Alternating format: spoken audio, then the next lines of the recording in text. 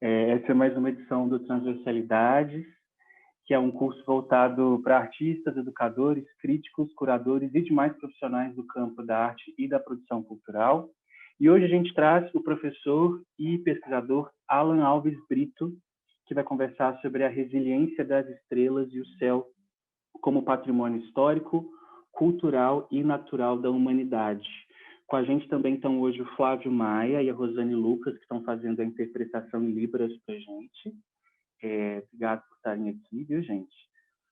Só para contar um pouco para você, gente, o programa CCBB Educativo, Arte e Educação, é desenvolvido pelo JACA, Centro de Arte e Tecnologia, e a gente está nos 4 centros culturais Banco do Brasil, o de Belo Horizonte, Brasília, Rio de Janeiro e São Paulo. E aí, desde o início da pandemia, a gente tem realizado um programa híbrido, com grande parte das ações acontecendo online, e a gente tem o apoio do Banco do Brasil e o patrocínio da BBD-TVM. Eu sou o João Andrade, coordenador pedagógico do programa CCB Educativo daqui de BH. Vou mediar essa conversa hoje com o nosso convidado, e agora eu vou apresentar ele para vocês. Vocês estão me ouvindo, gente? Tive a impressão que eu fiquei muito. Fiquei não, né? Tá. Quem a gente hoje, na sessão de transversalidade, gente, é o Alan Alves Brito, que é um homem negro, nordestino, astrofísico, mestre e doutor em ciências, com pós-doutoramentos no Chile e na Austrália. Ele é pesquisador adjunto do Instituto de Física da Universidade Federal do Rio Grande do Sul e desenvolve atividades de ensino, pesquisa, extensão e gestão. Ele integra os programas de pós-graduação em Física, Ensino de Física e coordena o Núcleo de Estudos Afro-Brasileiros, Indígenas e Africanos da Federal do Rio Grande do Sul. Ele é autor de 2 livros de educação e divulgação, e um deles é finalista do Prêmio Jabuti de 2020 na categoria Ensino de Ciências. Alan, a palavra está com você. Obrigado, é um prazer ter você aqui com a gente e estamos juntos, tá? Qualquer coisa eu estou por aqui também, fica à vontade. Bom, boa tarde, né, a todas, todos e todes. Quero agradecer o convite de poder estar aqui, agradecer ao João, ao Matheus, a Mara e todas as pessoas envolvidas, né, na realização desse evento do Centro Cultural Banco do Brasil Educativo de BH. É sempre um grande prazer poder falar sobre astronomia, né, e dialogar com pessoas de outras áreas. É um exercício assim que eu gosto muito, então eu espero que a gente possa se divertir, né, nessa tarde de hoje, aqui em Porto Alegre, bem fria, mas, né, vamos dialogar. Eu acho que eu vou trazer muitos aspectos assim para a gente poder pensar junto, né, e quem sabe a partir daí construir outras possibilidades de diálogo, né. Acho que o próprio tema do encontro de hoje, né, de transversalidade, acho que essa é a minha grande proposta, né, trazer temas transversais e que a gente possa dialogar e buscar as intersecções, né, buscar esses pontos de contato que muitas vezes passa despercebido, né. Então eu só vou partilhar a minha tela para a gente poder dialogar. Acho que agora vocês já estão conseguindo ver. Deixa eu só tirar aqui esse. Ops. Acho que agora sim, né? Então, como o João apresentou, e vocês também já viram por aí, né? Esse é o título da minha apresentação, A Resiliência das Estrelas, o céu como patrimônio histórico, cultural e natural da humanidade. Então, eu, como astrofísico, né, vou falar desse lugar. Eu vou tentar trazer para vocês, na tarde de hoje, alguns aspectos, né, sobre de que maneira a gente enxerga as estrelas, o céu, os planetas, as galáxias, né, alguns fenômenos astronômicos. Como é que a gente trabalha, pelo menos eu tenho trabalhado, esses temas nessa perspectiva, né, fazer dessas relações com o patrimônio histórico, cultural e natural. Então, basicamente, a minha fala, eu dividi assim em 3 momentos, né? Então, eu vou começar trazendo um pouco dos aspectos da história. Então, eu dividi no momento céu, no momento terra e no momento dia a dia, né? Que seria as humanidades. Então, no momento céu, eu vou tentar trazer algumas histórias. Depois, eu vou falar um pouco das culturas, das diferentes culturas com as quais tenho trabalhado, né? E aí sim, um pouco também do dia a dia. Como é que a gente traz tudo isso para o nosso dia a dia para a gente poder pensar as humanidades? Então, essa primeira imagem, eu vou mostrar muitas imagens nessa tarde de hoje, né? Essa primeira imagem, ela é emblemática para mim, né? Então, eu quero dizer já que nessa conversa de hoje, toda ela vai estar muito direcionada a uma perspectiva da educação, né? Como um cientista, como professor da universidade que trabalha com divulgação de ciências, essa é a minha grande preocupação, né? Eu quero trabalhar com ciências, eu quero trabalhar com a educação e a divulgação de ciências numa perspectiva humanizada. Então, eu quero trazer essa perspectiva da educação em ciências também para o patrimônio.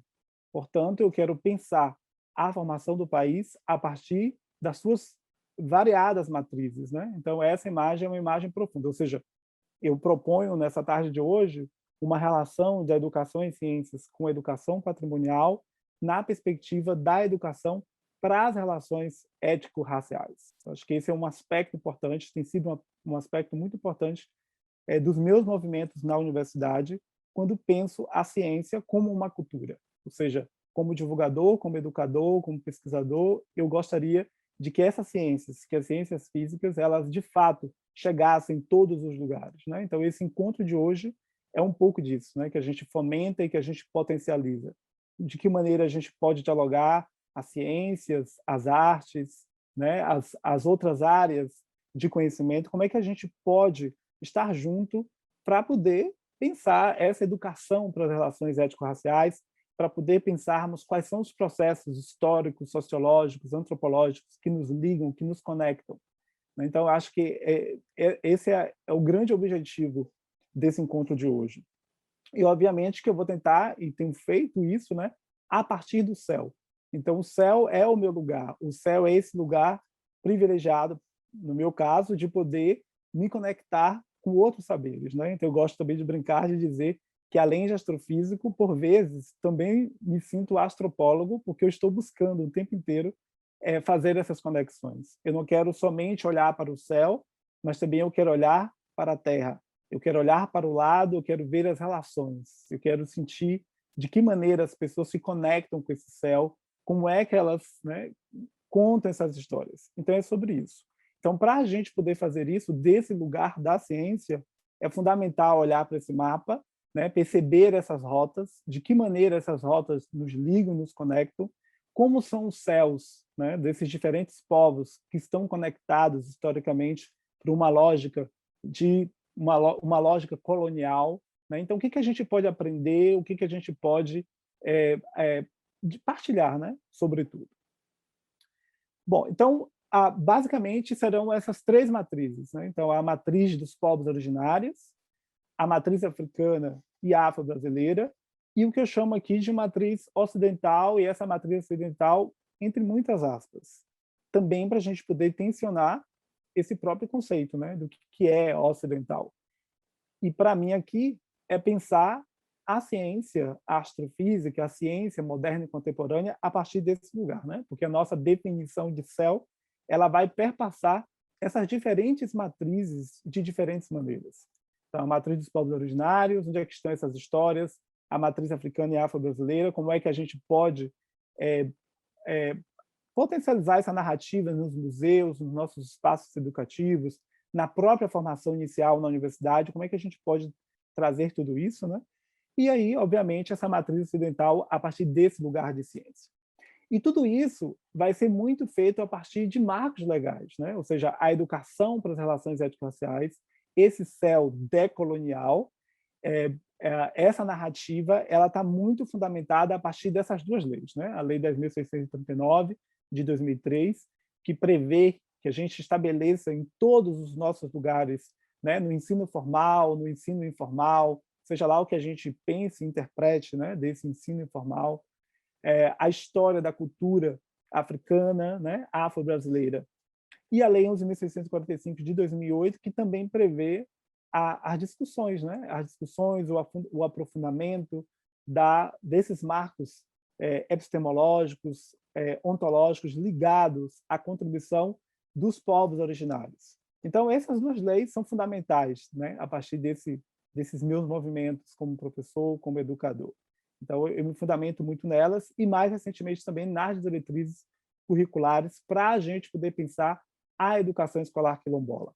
E tudo isso, novamente, né, ligado e conectado ao céu. E é esse céu que a gente precisa tensionar, dialogar, questionar, né, nessa lógica não colonizadora, que a perspectiva da ciência, da educação patrimonial, né, por vezes também se coloca como um desafio para todos nós, né?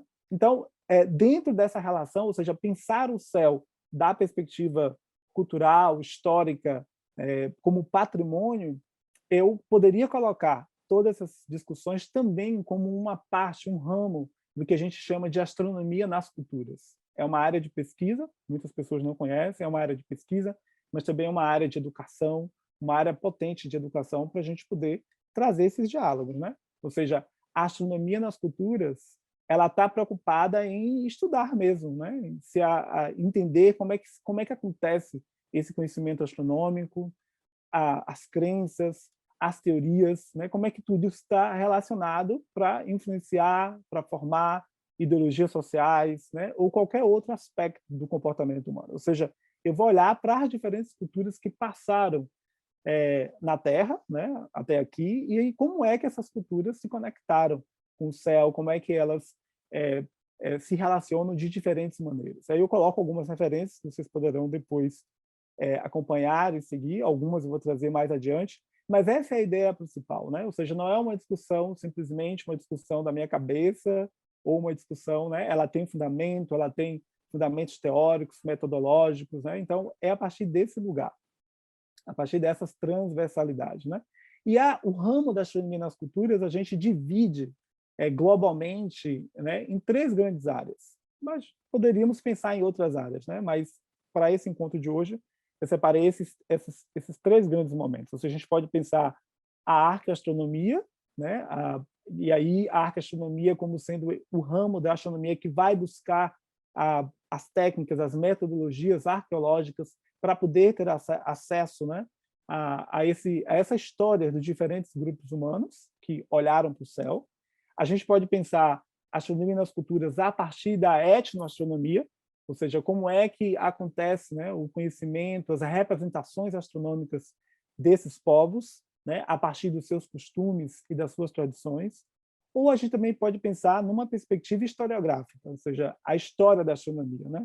Como é que a astronomia do passado permeia, né? E ela acontece no dia a dia. Como é que a gente pode, a partir da história, ter acesso, né, ao céu, a esse céu desses diferentes povos, né? As histórias, a como os povos se relacionam. Então, tem cada um desses ramos, a arqueastronomia, a etnoastronomia ou a história da astronomia, tem as suas bases metodológicas, teóricas bem fundamentadas, né? Então, pensar o céu a partir desse olhar do patrimônio também passa por uma intersecção dessas diferentes áreas. Então, por isso mesmo, a astronomia nas culturas, ela é um ramo da astronomia muito interdisciplinar, que envolve o diálogo entre cientistas, astrônomos, astrônomas, antropólogas, antropólogos, historiadores, né, artistas. Esse diálogo é fundamental porque a gente quer, de fato, olhar para uma escala temporal, né, para o passado, para o presente, para o futuro, numa escala que a gente não tem acesso a todos os outros elementos ou que a gente precise olhar de diferentes perspectivas, né? Então, é um pouco assim, só para vocês saberem como a gente se movimenta, né?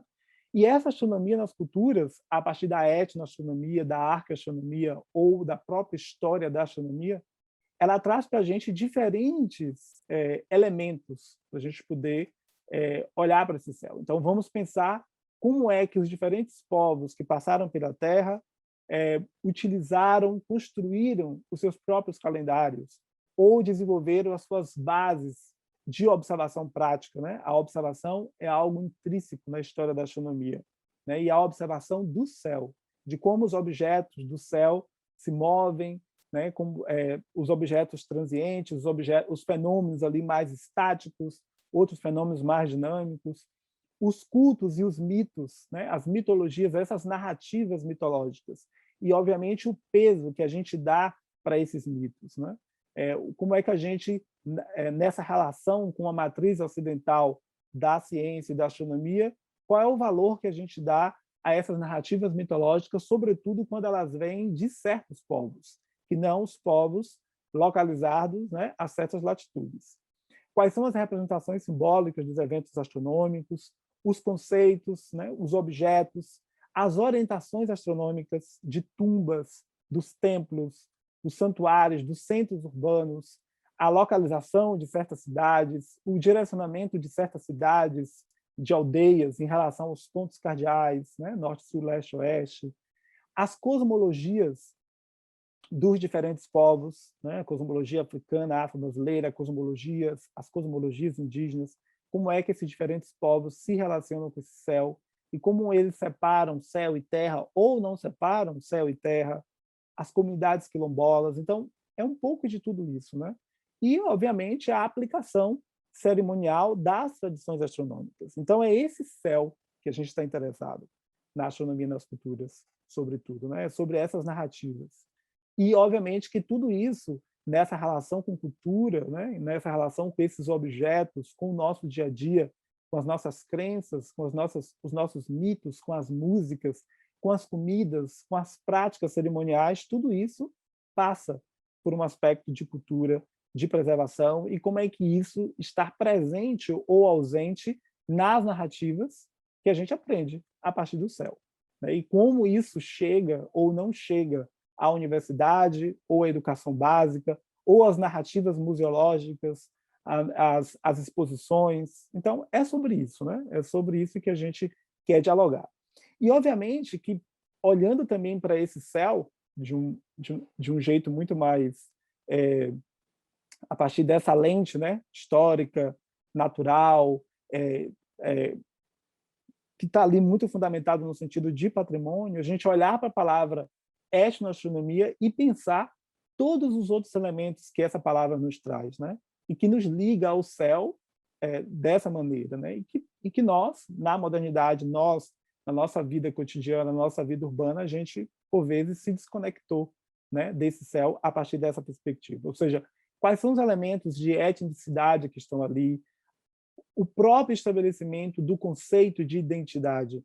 E aí esse conceito de identidade tão fundamental para a gente poder pensar a educação para as relações étnico-raciais ou até mesmo o estabelecimento da educação escolar quilombola, que é uma educação que exige um aspecto diferencial, né? É uma educação que precisa se levar em conta fortemente os traços étnicos, né? A matriz da espiritualidade, da religiosidade, ou seja, esse território, né, que está ali construído, que está ali inscrito nesse céu. Que território é esse, né? Esse território, ele é um território simbólico, mas ele também é um território prático, ele é um território material. Então, como é que a gente pode construir tudo isso para a gente poder pensar o patrimônio, pensar por que nós estamos tão preocupados com a preservação desse patrimônio e como é que a gente se insere em tudo isso, né? E lembrando, obviamente, que a partir desses elementos nós vamos construir os corpos, né? Então, para nós, na astronomia, cada um desses objetos, a estrela, o planeta,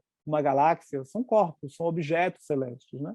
E esses corpos, nessa relação com as pessoas, né? Sobretudo quando a gente racializa o nosso discurso científico ou o nosso discurso de divulgação, de educação de ciências, a gente precisa também pensar essa ciência como, de fato, humana, né? A ciência ela não acontece simplesmente por si só. Ela é, sobretudo, composta por pessoas, né? E as pessoas elas estão ali altamente atreladas às questões sociais, políticas, culturais, né? Econômicas. Então, os corpos estão ali. E, por vezes, também, e sobretudo nas nossas áreas, né? nas carreiras científicas, certos corpos não estão. Então, de que maneira podemos usar o céu na perspectiva do patrimônio ou o céu, né, dessas diferentes culturas para podermos tensionarmos, para a gente poder pensar uma outra construção, uma outra narrativa museológica, né, de patrimônio, de educação em ciências, de educação em patrimônio, né? Como é que eu vou trazer as cosmos-percepções desses diferentes povos para esses espaços, né? E isso para nós, para mim, né, e para algumas pessoas com quem trabalhar, é o que a gente chama de cosmologia. Então, nós estamos construindo, nós estamos propondo, a partir do céu, uma cosmologia racializada. E essa cosmologia ela é racializada porque ela traz a visão, a percepção de mundo, né, de povos de diferentes matrizes, e não apenas dos povos europeus ou de parte da Europa, dos Estados Unidos, né, e dos países ditos ocidentais. E, obviamente, que quando eu olho para o céu, a partir desse olhar, a partir desse lugar de criticidade, eu coloco também na minha discussão um elemento importante, que é o elemento político, né? Ou seja, esse elemento político, junto com essa cosmologia racializada, vai nos ajudar a construir uma cosmopolítica que quase sempre, nas nossas narrativas, nas nossas formações, esse elemento não entra, né? E ele precisa entrar para a gente poder pensar o céu nessa perspectiva de preservação e de narração de histórias. Então, o céu e o território estão ali dados o tempo inteiro, numa relação de tensão, onde elementos de oralidade e de escrita também vão tensionar o tempo inteiro, sobretudo que a astronomia, numa matriz europeia, ela é muito baseada na escrita e subestima o papel da oralidade, enquanto que a oralidade ela é tão fundamental na construção da matriz africana, afro-brasileira e mesmo dos povos originários. E aí também nos ajudaram a entender conceitos importantes, chaves para a construção da ciência, né? Entre localidade e universalidade. Esse céu é um céu universal? Estamos, de fato, todos sob o mesmo céu? De que céu é esse que nós estamos falando, né? E, obviamente, que tudo isso traz para nós uma dinâmica, né? Uma dinâmica que dá para nós o sentido de mudança mesmo, ou seja, mudança com o tempo.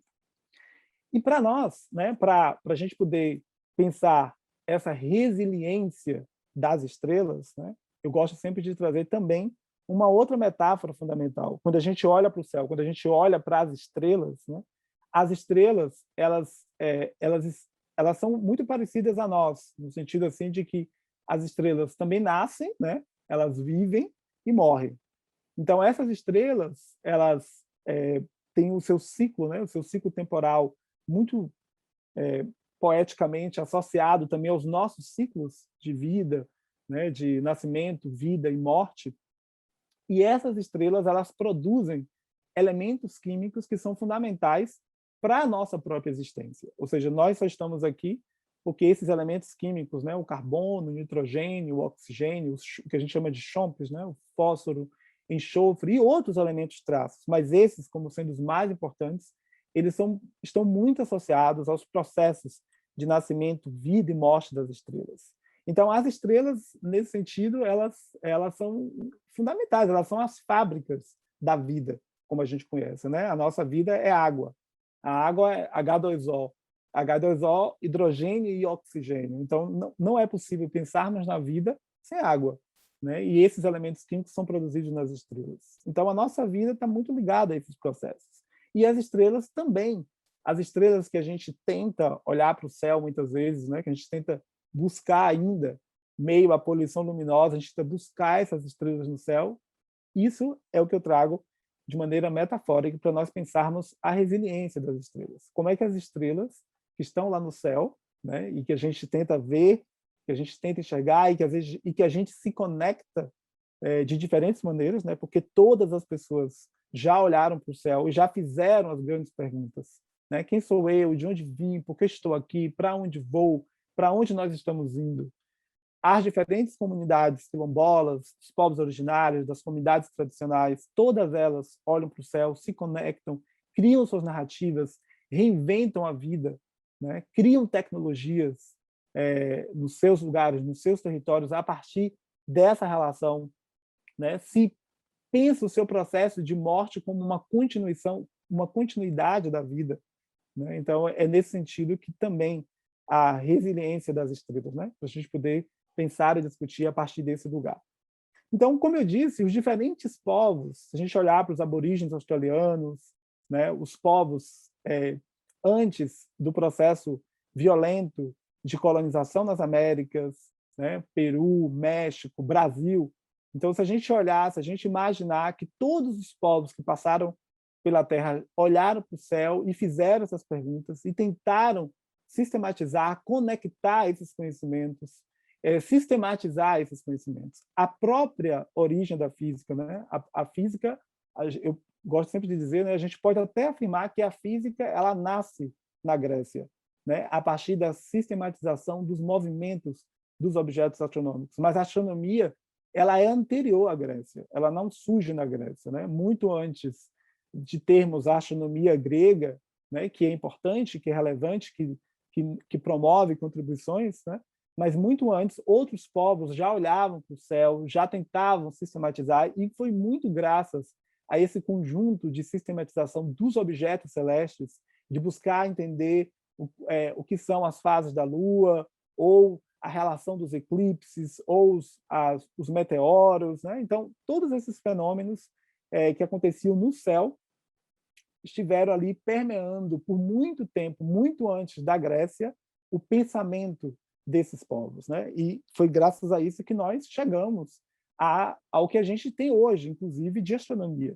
Então é importante também a gente sistematizar esse conjunto de conhecimentos, até mesmo para a gente entender o que é astronomia, o que é astrologia, qual é a separação, qual é a divisão entre astronomia e astrologia, né? E o que está em jogo quando a gente olha para o céu a partir do olhar, a partir da perspectiva de outros povos, né? Então, isso é fundamental.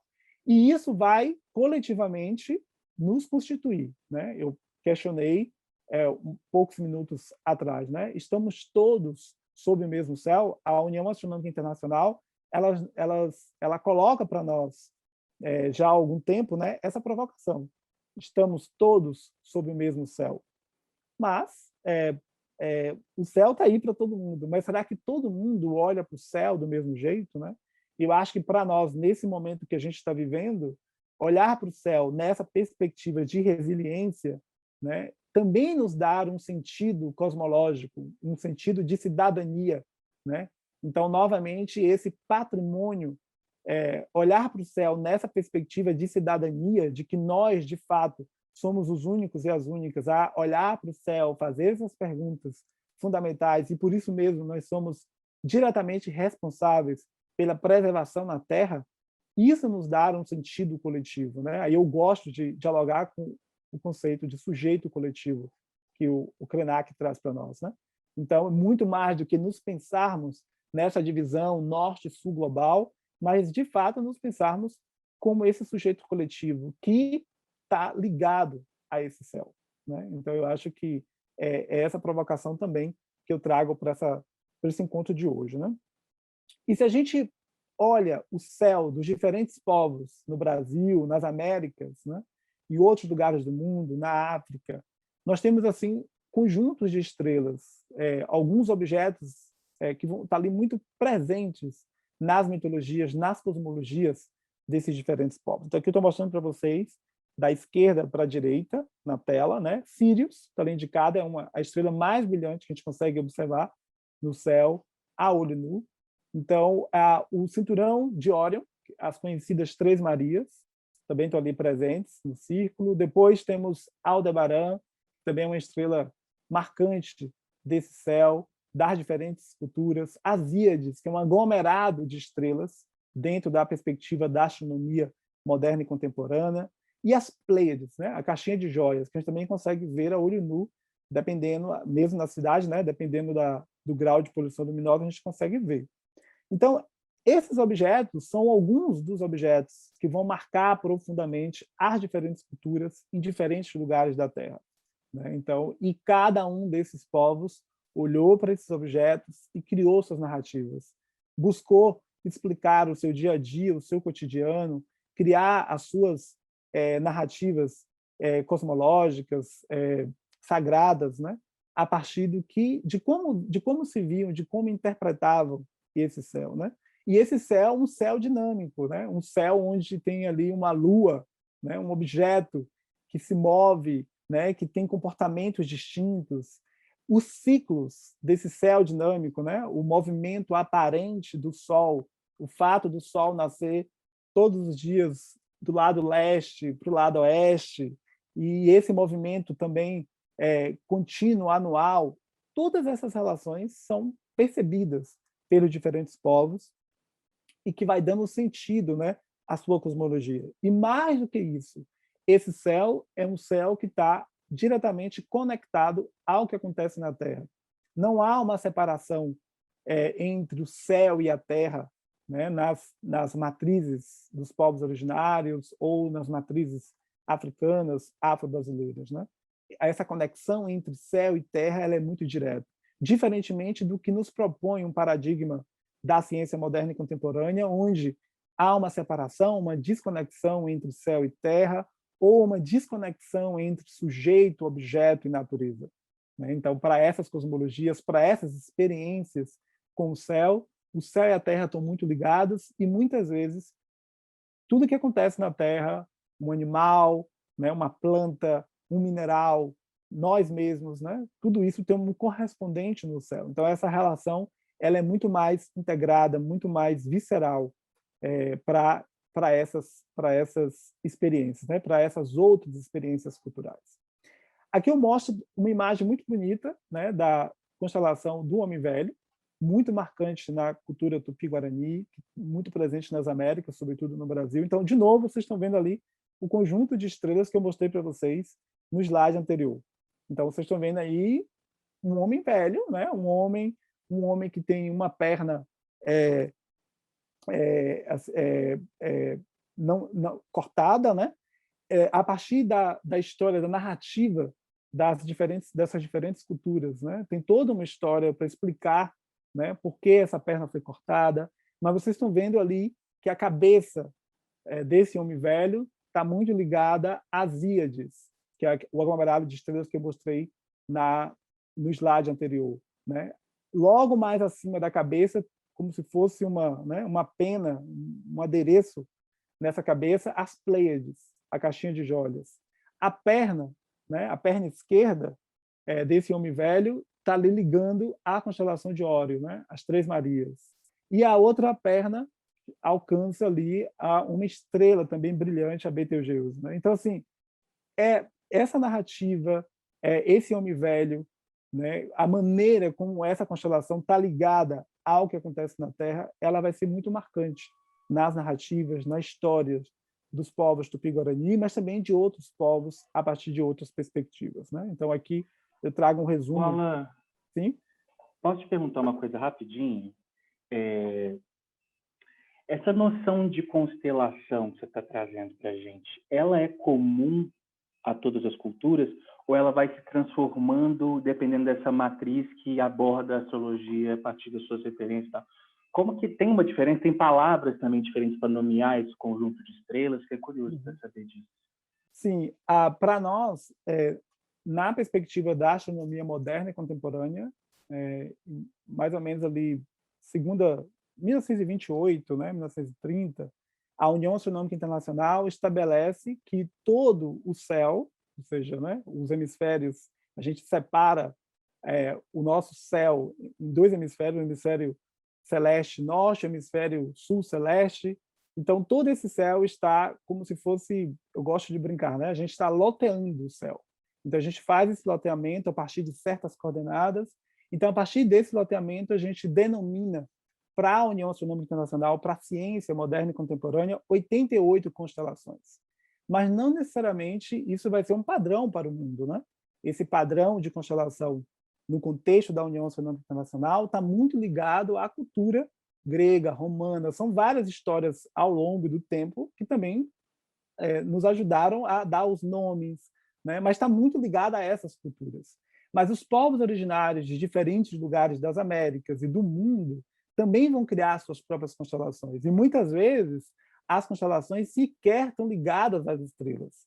Tem comunidades indígenas que lugares escuros do céu, manchas escuras, também são constelações. Né? Então, cada povo vai ter. Não temos um mapeamento de todas essas constelações ou de todas essas narrativas. Nem sempre a mesma cultura vão ter as mesmas histórias. Às vezes, diferentes povos guarani vão ter etnias diferentes, vão trazer reflexões e narrativas diferentes ou experiências diferentes com esse céu. Né? Então, essas constelações vão mudando. Agora, qual é a questão fundamental para a tua pergunta, que eu aproveito o gancho?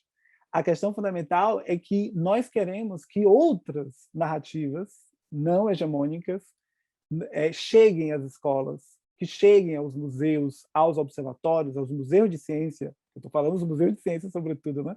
Os museus de ciência, aos planetários. A gente quer ouvir as outras narrativas, essas narrativas que foram silenciadas, né? Que foram esquecidas, que são esquecidas, com base mesmo do racismo como estrutura, né? Porque é disso que se trata, né? E obviamente também essas constelações, essa narrativa da ciência moderna contemporânea, olhar para essas outras histórias não de um jeito fetichista ou de um jeito de subalternidade mesmo, né? De destituir conhecimento, inteligência daquelas narrativas, retirar a potência, né? Como parte mesmo da construção do racismo epistêmico. Então, é esse movimento que a gente precisa fazer, né? E é isso que a gente traz dentro dessa proposta da astronomia nas culturas de um outro jeito, né? É isso. Mais alguma pergunta? A Elvira faz um comentário aqui, ela fala que mora no interior e tem o privilégio de ver as estrelas e a lua em todo o seu esplendor. Ela fala isso porque o Matheus fez uma pergunta, que é o seguinte: nós que vivemos em grandes cidades iluminadas, acabamos por nos desconectar com o céu, já que pouco vemos da sua beleza e imensidão. Fico pensando o quanto essa desconexão nos empobrece e até nos adoece. Existem alguns estudos e reflexões sobre isso? Sim, eu vou trazer já já. Tá, Segura um daqui a pouquinho, pouco vem a Matheus. resposta. Tá bom, então a gente espera. Então tá, era só esse momento rapidinho que eu fiquei curioso para saber das outras constelações. A Elvira também perguntou que nome deve ser dado às narrativas outrora silenciadas.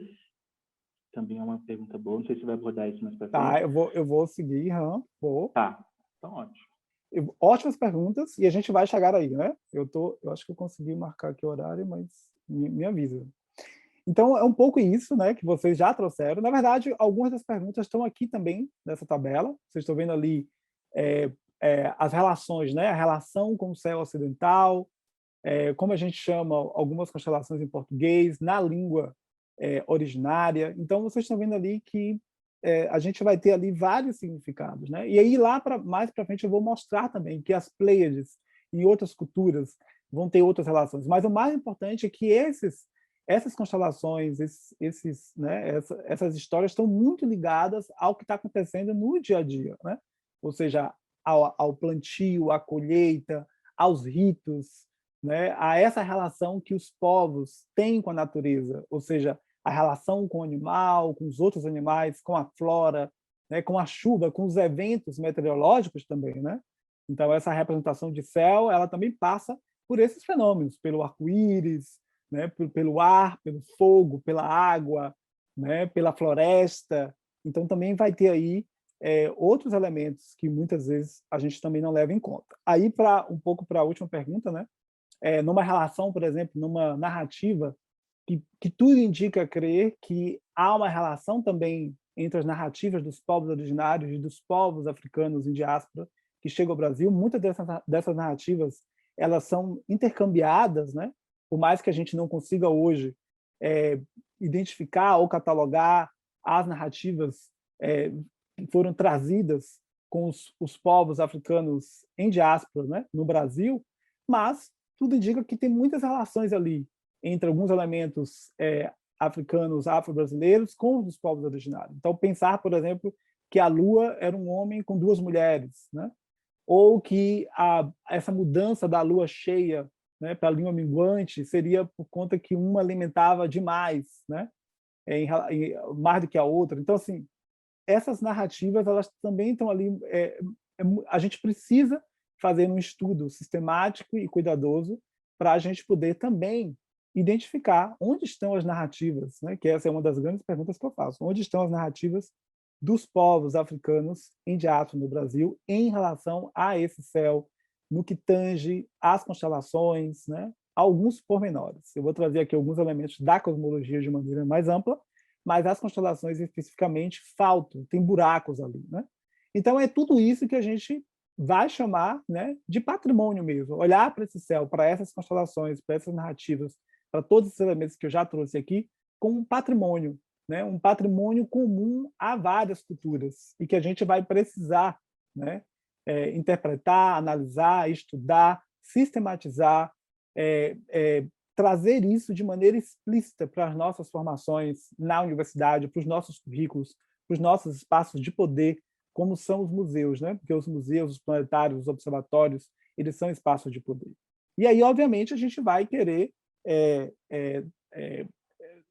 romper esse racismo epistêmico, né? Dar nome, buscar a história, não só a história contada por colonizadores, mas também a história contada pelas pessoas originárias, né? Do continente africano, ou do que acontece na diáspora, estar junto com os povos originários para ouvir as suas histórias, para que eles e elas contem, escrevam, digam, estejam nesses outros lugares, né? Então é aí que a gente quer chegar, né? E aí, claro, perceber mesmo, né? Ter essa perspectiva. Então tudo isso é importante para a gente poder preservar. Por isso essa perspectiva do patrimônio, né? Se a gente está buscando pensar a partir do patrimônio, é porque tem algo ali em risco, né? A gente precisa preservar, a gente precisa salvaguardar, a gente precisa dar destaque, precisa visibilizar, né, essas histórias, né? Porque essas histórias elas estão de fato conectadas com os nossos diferentes marcadores temporais, né? Aí a última pergunta sobre a questão da Lua. Então a Lua, né, o movimento de rotação da Terra que dá para nós uma escala de 24 horas, dá para nós o dia, né? O movimento de revolução da Terra em torno do Sol, que dá para nós uma escala temporal de 1 ano, para pensar os solstícios, os equinócios, né? O solstício de verão, o solstício de inverno, o equinócio do outono, o equinócio da primavera. Essas escalas temporais elas estão muito ligadas ao movimento desses objetos. Obviamente que no passado a gente se conectava muito mais a esses marcos temporais, né, do que hoje. Mas mesmo hoje, essas comunidades, as comunidades, né, dos povos originários tradicionais, continuam, né, continuam conectadas de um jeito muito mais profundo do que nós no contexto urbano, muito também por conta, né, da nossa modernidade, né, da maneira como a gente resolveu decidiu viver e se relacionar com o céu, né? Muita poluição luminosa, muita luz no céu, quando deveria ir para o chão, né? Iluminar o chão, e a gente acabou se perdendo um pouco dessa dimensão mesmo, né? De escala temporal. Então, essas escalas temporais de a rotação, a revolução, o próprio movimento dos objetos é que vai dar para nós os calendários, né? Que vai nos ajudar a materializar. Então, para nós, na astronomia, nós não estamos interessados, obviamente que estamos interessados numa discussão filosófica do tempo, mas mais do que discutir filosoficamente, a gente quer criar maneiras de materializar as escalas de tempo. Então, tudo isso, os calendários, eles perpassam a história da astronomia desde lá atrás até esse momento. Então, a materialização de calendários, a demarcação do tempo, a escala de tempo é algo fundamental para a ciência moderna e contemporânea. Obviamente que a escala de tempo é uma escala linear, passado, presente e futuro, né? E as escalas temporais ligadas a esses povos nessa relação com o céu, aos povos de matriz africana ou dos povos originários, é uma outra lógica, né? É uma outra lógica de circularidade, de relação muito mais intensa com o que é a vida e com o que é a morte, né? Então, eu acho que isso também, olhar para o céu, a partir desse olhar, também nos ajuda a entender essas próprias culturas, que é isso que a gente quer, né? Então, aqui eu trago uma imagem bonita da serpente arco-íris, né? É uma velha história aborígene australiana sobre como os países, né, passam de uma paisagem plena com humanos, né, como as únicas criaturas, para montanhas, vales e vários animais, né? Então, esses pigmentos, né, esse jeito característico dos aborígenes, né, australianos de representar, de trazer a sua arte. E muito dessa arte está ligada ao céu. Tem vários exemplos, né? A cultura australiana aborígene é muito rica nesse sentido, né? Tem muitas, os planetas, os tecidos, a comida, a música está muito representada na sua arte, né? Nessa relação com o céu, né? E aí tem várias narrativas ali que a gente poderia explorar. Também a estrela polar é uma estrela fundamental para nós. A gente pensar que a Terra, né? Então a gente tem a Terra, a gente tem lá o eixo de rotação da Terra, o eixo de rotação materializa para nós, nas extremidades, o Polo Norte e o Polo Sul, né? Então, o eixo de rotação, Polo Norte e Polo Sul. Quando a gente projeta esse eixo na esfera celeste, a gente pode imaginar mesmo essa projeção do eixo da Terra. Quando esse eixo da Terra fura essa esfera celeste bem lá longe, né? A gente vai encontrar o Polo Norte, vai encontrar a estrela polar. Então, a estrela polar ela está bem nesse prolongamento do eixo norte-sul da Terra, no céu. Então, a estrela polar é uma estrela importante de referência, porque se a gente parar, a gente tem a possibilidade de encontrar a estrela polar no hemisfério norte celeste e parar um pouquinho e esperar assim, uns 15 minutos, a gente vai se dar conta de que todo o céu está girando em torno dessa estrela, né? Porque exatamente esse movimento está muito ligado ao próprio movimento da Terra, né? Então, essa estrela polar é uma estrela de referência. Além do mais, se a gente puder encontrar a estrela polar e saber qual é a abertura angular, quantos graus a gente tem desde a estrela polar até o chão, isso dá para nós a latitude do lugar. A gente chama de latitude astronômica, mas ela é numericamente igual à latitude geográfica. E era assim que os navegantes, né, sabiam facilmente a latitude geográfica. Então, se eu estiver no hemisfério norte, eu localizo a estrela polar, eu sei que a abertura angular, com o meu braço mesmo, que vai da estrela polar até o chão, até o meu horizonte, é numericamente igual à minha latitude geográfica. No hemisfério sul, nós não temos uma estrela bem exatamente localizada no polo sul celeste, né? Mas a gente tem maneiras de localizar o nosso polo sul. E a gente pode fazer o mesmo exercício.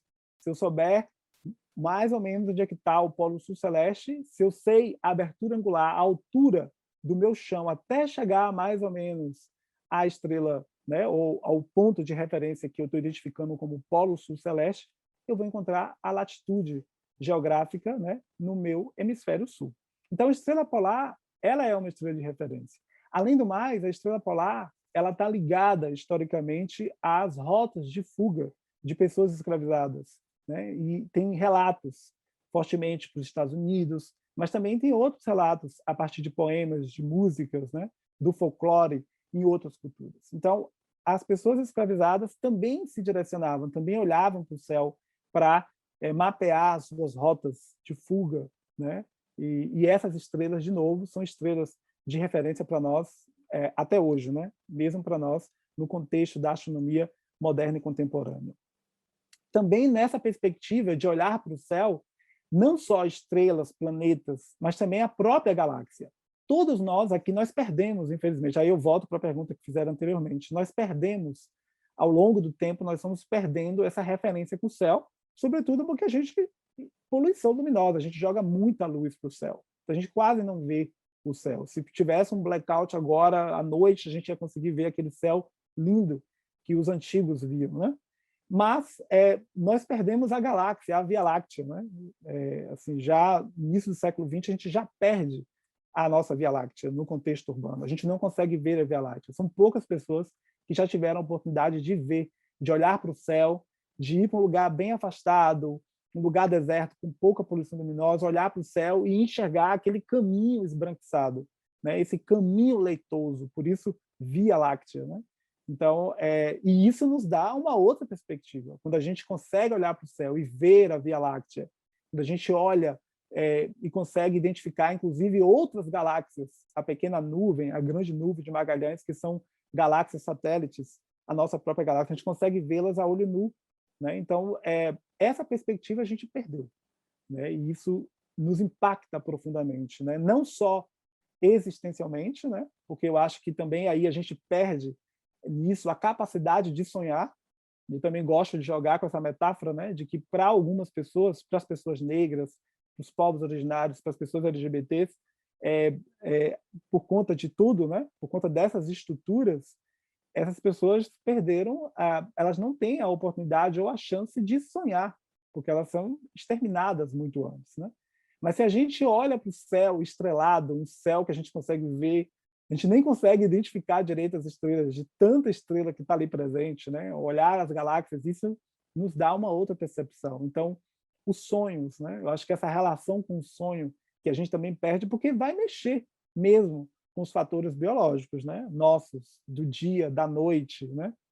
De nos movermos a partir desses ciclos, né? A natureza funciona também a partir dessas relações. Então, esses mitos, essas histórias, essas narrativas sobre a Via Láctea também estão ali presentes no céu, né, o tempo inteiro. Então aqui eu trago uma narrativa africana, né, sobre como, por exemplo, surge, né, a Via Láctea a partir de uma menina que dança em torno de um incêndio, né, e joga brasas brilhantes para o céu noturno. E a partir daí nós temos esse caminho leitoso, né? E obviamente que vamos ter outras histórias sobre a Via Láctea, né? Para as pessoas que conseguem enxergar. As Pleiades, esse conjunto, esse aglomerado jovem de estrelas para nós hoje, né?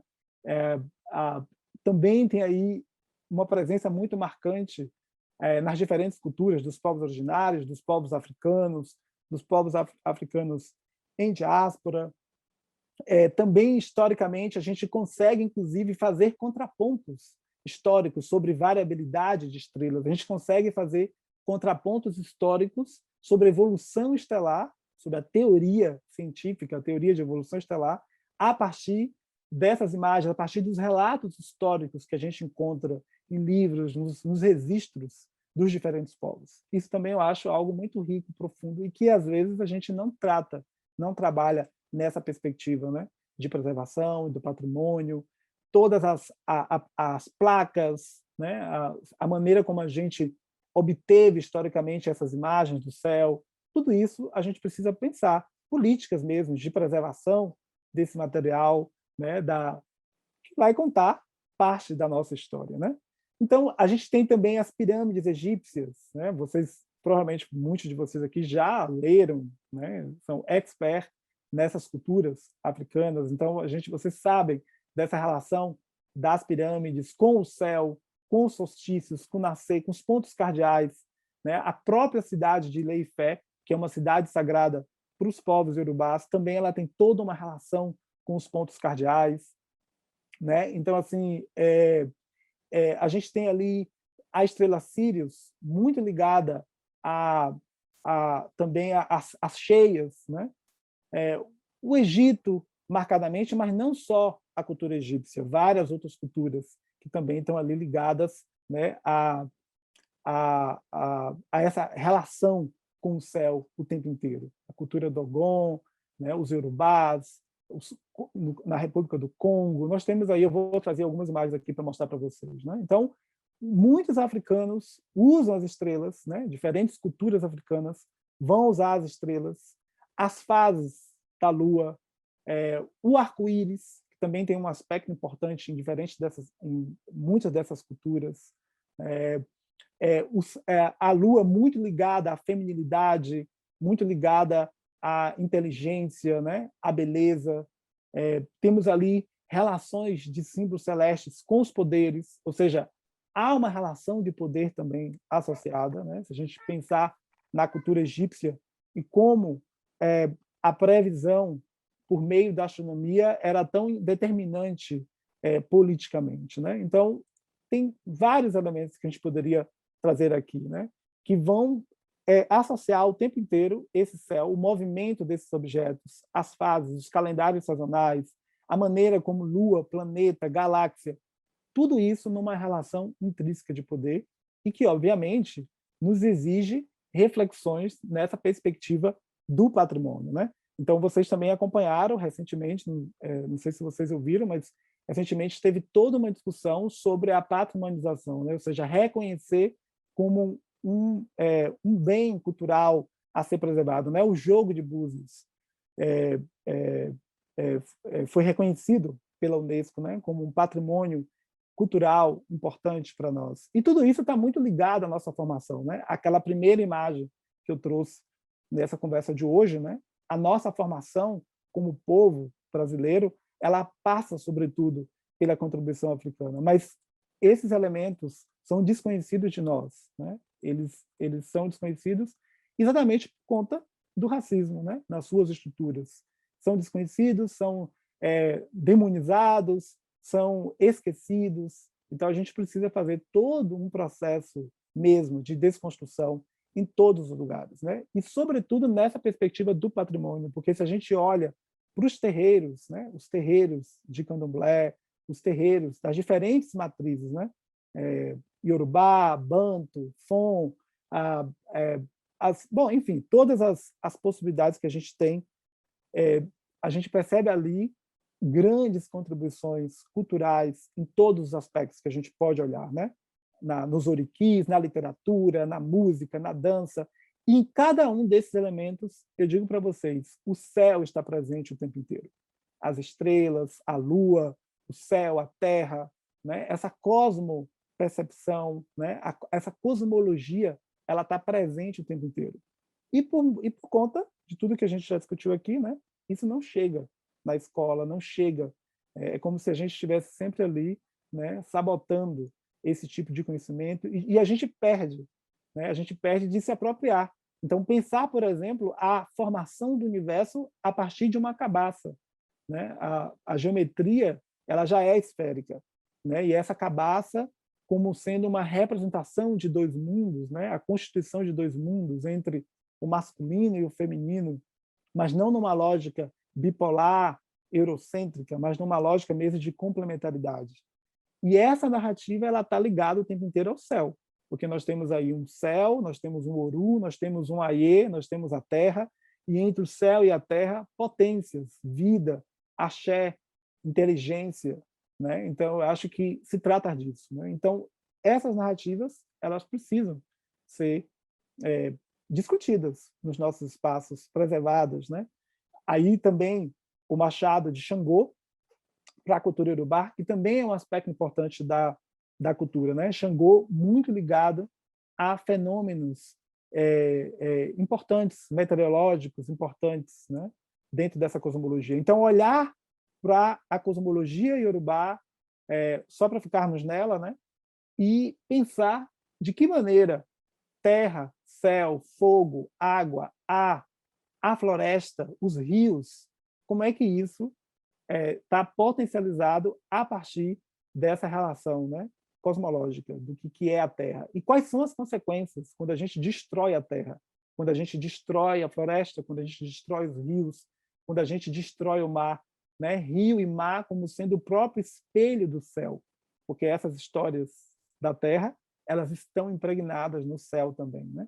Há um pouco de nós no céu e na Terra, né? E a morte ela é uma continuidade. Então, eu acho que isso tem muito a nos dizer nessa perspectiva de trazermos, né, uma outra discussão, né? E aí, de novo, o céu e a terra, e o que liga esse céu e a terra para a cultura iorubá é um umbigo, uma força ali, um axé mesmo, né, que está ligando esses dois elementos. Então, para nós, na perspectiva da astronomia, nas culturas, a gente pode pensar a constituição desses povos, né? E por que é tão importante mantermos, patrimoniarmos, né? Pensarmos os contextos históricos, o valor que essas narrativas têm, como mesmo preservação da nossa própria história, né? Que a gente perdeu tudo isso, né? Também pensarmos os primeiros calendários. A gente fala muito de Stonehenge, né? Mas muito antes nós tivemos um sítio mesmo, né? Potente, né? Muito antes de Stonehenge, 7.000 anos antes, pelo menos, né? Ali no sul do Egito, né? Então, e aí de novo essa constituição desse espaço, desse sítio, também numa relação profunda com os alinhamentos estelares, né? Com o solstício de verão, com os fenômenos astronômicos, né? Os documentos também que trazem essas observações o tempo inteiro, né? Esses documentos que estão nos museus, que estão aí espalhados, perdidos, né? Muitas vezes sem uma interpretação, sem um estudo detalhado sobre como tudo isso acontece. E até mesmo para nós, na astronomia moderna e contemporânea, também lembrar isso, né? Que o projeto de colonização, o projeto de expansão marítima que leva à colonização das Américas, ele não seria possível sem o desenvolvimento da astronomia, sem o desenvolvimento dos instrumentos, da tecnologia. Então, os instrumentos, os documentos, esses espaços onde a gente conta essas histórias, eles precisam, de fato, trabalhar a educação patrimonial o tempo inteiro, né? Nessa relação mesmo de poder que tem para a gente poder pensar, né, essas histórias de um outro jeito. Aqui os deuses egípcios, que muitas vezes são mais estudados, né, no processo da educação básica, mas ainda assim se retira dessa discussão, né, a associação ou a referência ao céu, né? E aí também tem várias outras questões que eu posso trazer depois, né? Aí os Dogons, também outros povos, que também têm uma cosmologia muito profunda, que traz uma cosmologia com o céu, que já traz nos seus escritos a morfologia da galáxia, que traz questões para a gente poder pensar controversas, verdade, para a gente poder pensar sobre as escalas de tempo, de descrição de sistemas estelares binários, né? Então, a cultura Dogon é uma cultura muito interessante na perspectiva da astronomia, né? Nessa relação com o céu, como esse próprio céu é constituído, essa relação do céu e da terra, e sendo que quem mantém esse céu são espíritos, né? Isso também me faz lembrar a perspectiva cosmológica Yanomami, né? Quando a queda do céu, né? Ou seja, o céu vai desabar se a gente segue destruindo, né, o planeta, se a gente segue mexendo com as forças da natureza, né? Porque os xamãs não poderão mais manter esses espíritos vivos e ativos capazes de sustentar esse céu, né? Então, a cultura Dogon também traz questões bem interessantes para a gente poder pensar. A Lua, já falei, né? Outro aspecto importante aqui, né? Nós temos aí um artefato, e esse artefato, a gente olha para ele, o que ele nos diz, né? Ele tem ali uma cosmologia. Então, vocês estão vendo, na verdade, a tampa ali é o horizonte, é o chão, né? Essa alça é a Via Láctea, a nossa Via Láctea, né? Ou seja, o céu, a Via Láctea está ali representada. As pernas dessa cesta são os pontos cardeais, e dentro da cesta, os espíritos, né? A força que segura tudo isso, que mantém tudo isso, né? Então, eu acho que também é uma relação cultura, céu, interessante e potente para nossas discussões.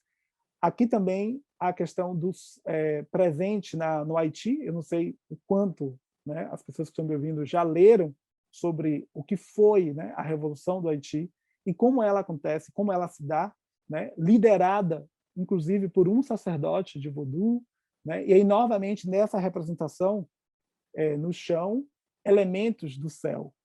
Está presente ali o tempo inteiro o nascer e o pôr do sol, o caminho aparente do sol ao longo do dia, que está muito ligado, novamente, aos processos de nascimento, vida e morte, né? E renascimento, né? Porque a vida e a morte nessa perspectiva do renascimento. E mesmo para nós, nessa cosmologia moderna e contemporânea, a gente está o tempo inteiro ligado a esse céu, né? O céu ainda se impõe para nós como uma fronteira que a gente precisa estudar e explorar. E ele simboliza para nós grandes mistérios, grandes questões filosóficas, grandes perguntas, né? De novo, quem somos, de onde viemos, né? A astronomia moderna e contemporânea, na sua complexidade, ela segue olhando para o céu e fazendo essas grandes perguntas, né? E sem muitas respostas.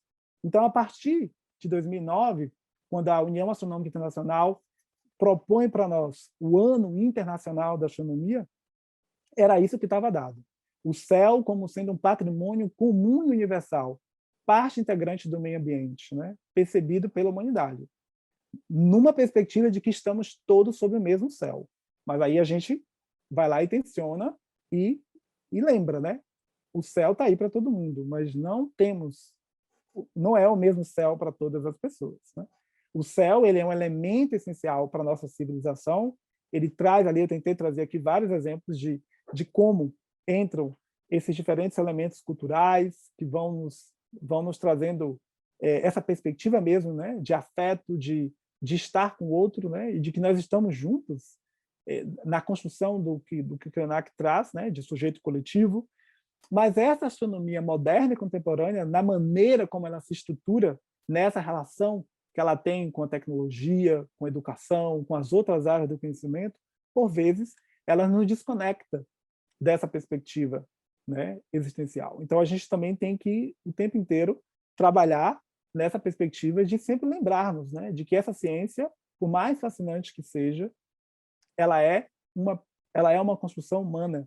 E se nós chegamos até aqui, foi porque, antes de nós, todos esses povos catalogaram, sistematizaram, colocaram ali perspectivas, construíram cosmologias, foram construindo cosmologias, e cosmologia como sendo modelos cosmológicos, ou seja, explicar o mundo, explicar o universo, não é uma tarefa trivial, né? E, além disso, nessa discussão toda, traz para nós o tensionamento do que é ciência. Então, quando a gente olha para o céu, nessa perspectiva histórica, cultural, a gente está perguntando o que é ciência e qual é o papel da ciência como construção de cultura. A ciência, ela é cultura, ela é parte da cultura, ela tem que ser vista assim. Ela não é um elemento à parte, apartada da cultura, né?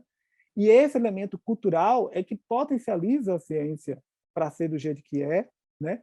E essa ciência vai ter que nos ajudar a construir uma outra relação de sujeito, objeto e natureza. Então, é isso que a matriz africana, afro-brasileira, indígena está nos dizendo o tempo inteiro. A gente precisa olhar para a natureza de um outro jeito, de uma relação ou outra, né? Então, tudo isso acontece fortemente para mim a partir da minha experiência como diretor no Observatório Astronômico da URGS. Eu fiquei 4 anos na direção do observatório. É um prédio belíssimo, de 113 anos, esse ano, aqui da URGS. Vocês estão vendo aí a fachada do prédio, tem vários elementos de astronomia que não vai dar tempo de dizer aqui, mas bem lá no alto vocês estão vendo, pena que eu não trouxe uma imagem zoom, mas bem lá no alto vocês estão vendo uma escultura da Urânia, que é a musa da astronomia. E ao longo do prédio tem vários elementos das constelações, dos zodíacos, os planetas continuam sendo os planetas que são hoje, porque o prédio foi construído antes de 1930, Plutão ainda não tinha sido descoberto, e, portanto, é um prédio belíssimo, assim, por dentro e por fora. E, a partir dessa minha relação como diretor, eu comecei a pensar projetos de educação patrimonial a partir dessa ideia do céu como um patrimônio, né?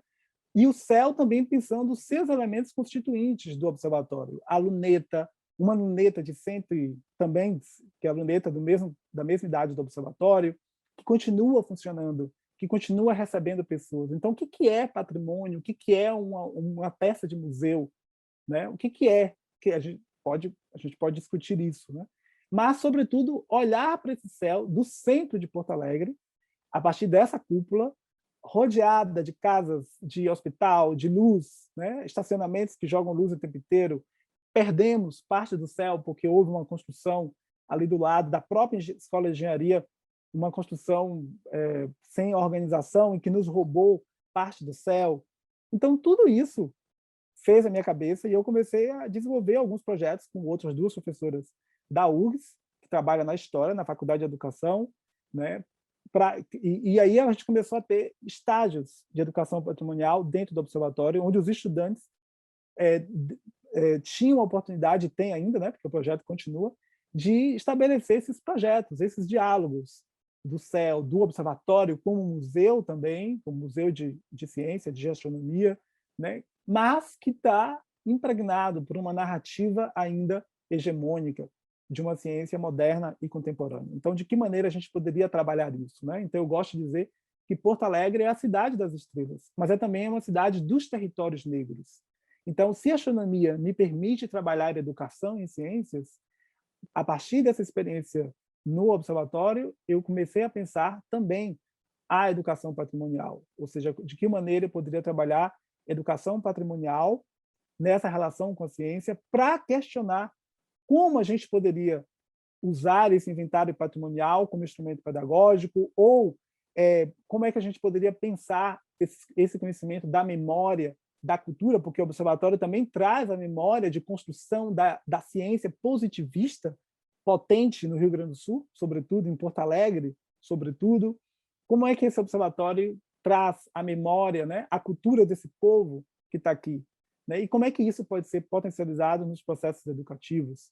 E como é que a escola, porque essa é a minha grande preocupação, né? Como é que a escola pode ser um agente mesmo desse imaginário outro de país, né? Dentro de uma outra lógica. Então, isso tudo para mostrar para vocês, assim, deixa eu só olhar, ainda tenho tempo bastante, né? Para mostrar para vocês, assim, para dar essa visão de como essas coisas todas estão conectadas para mim. Ou seja, é olhar para a história hegemônica do céu, de como é que tudo começa a partir de um ponto, de uma singularidade, ou seja, e aí me dar a possibilidade de pensar o que é o espaço, o que é o tempo e o que é o movimento, né? Então, espaço, tempo e movimento. Essas três grandezas são fundamentais para a gente poder pensar esse patrimônio, o céu como patrimônio, né? Porque o espaço e tempo dentro de uma narrativa da ciência moderna e contemporânea, para pensarmos a própria constituição do universo, o espaço-tempo é o tecido do universo. E dentro desse, né, nesse espaço-tempo, nesse universo é onde tudo acontece, é onde as coisas acontecem, é onde nós estamos para contar as histórias e para nos preocuparmos também com a preservação dessa memória, né? Ou para tensionarmos essa própria narrativa. Então, essa construção do céu, do universo, né? Porque o céu, para nós, por vezes, ele é o lugar onde a gente estuda as galáxias, os planetas, as estrelas, onde outros povos também estudaram, usando as suas metodologias, usando os seus recursos. Porque o nosso conceito moderno de ciência, ele vai mudando também ao longo do tempo. O patrimônio também é dinâmico, o conceito de patrimônio também é dinâmico. E eu vejo, em vários momentos, relações interessantes entre o conceito de patrimônio e o próprio conceito de ciência, nessa dinamicidade, né?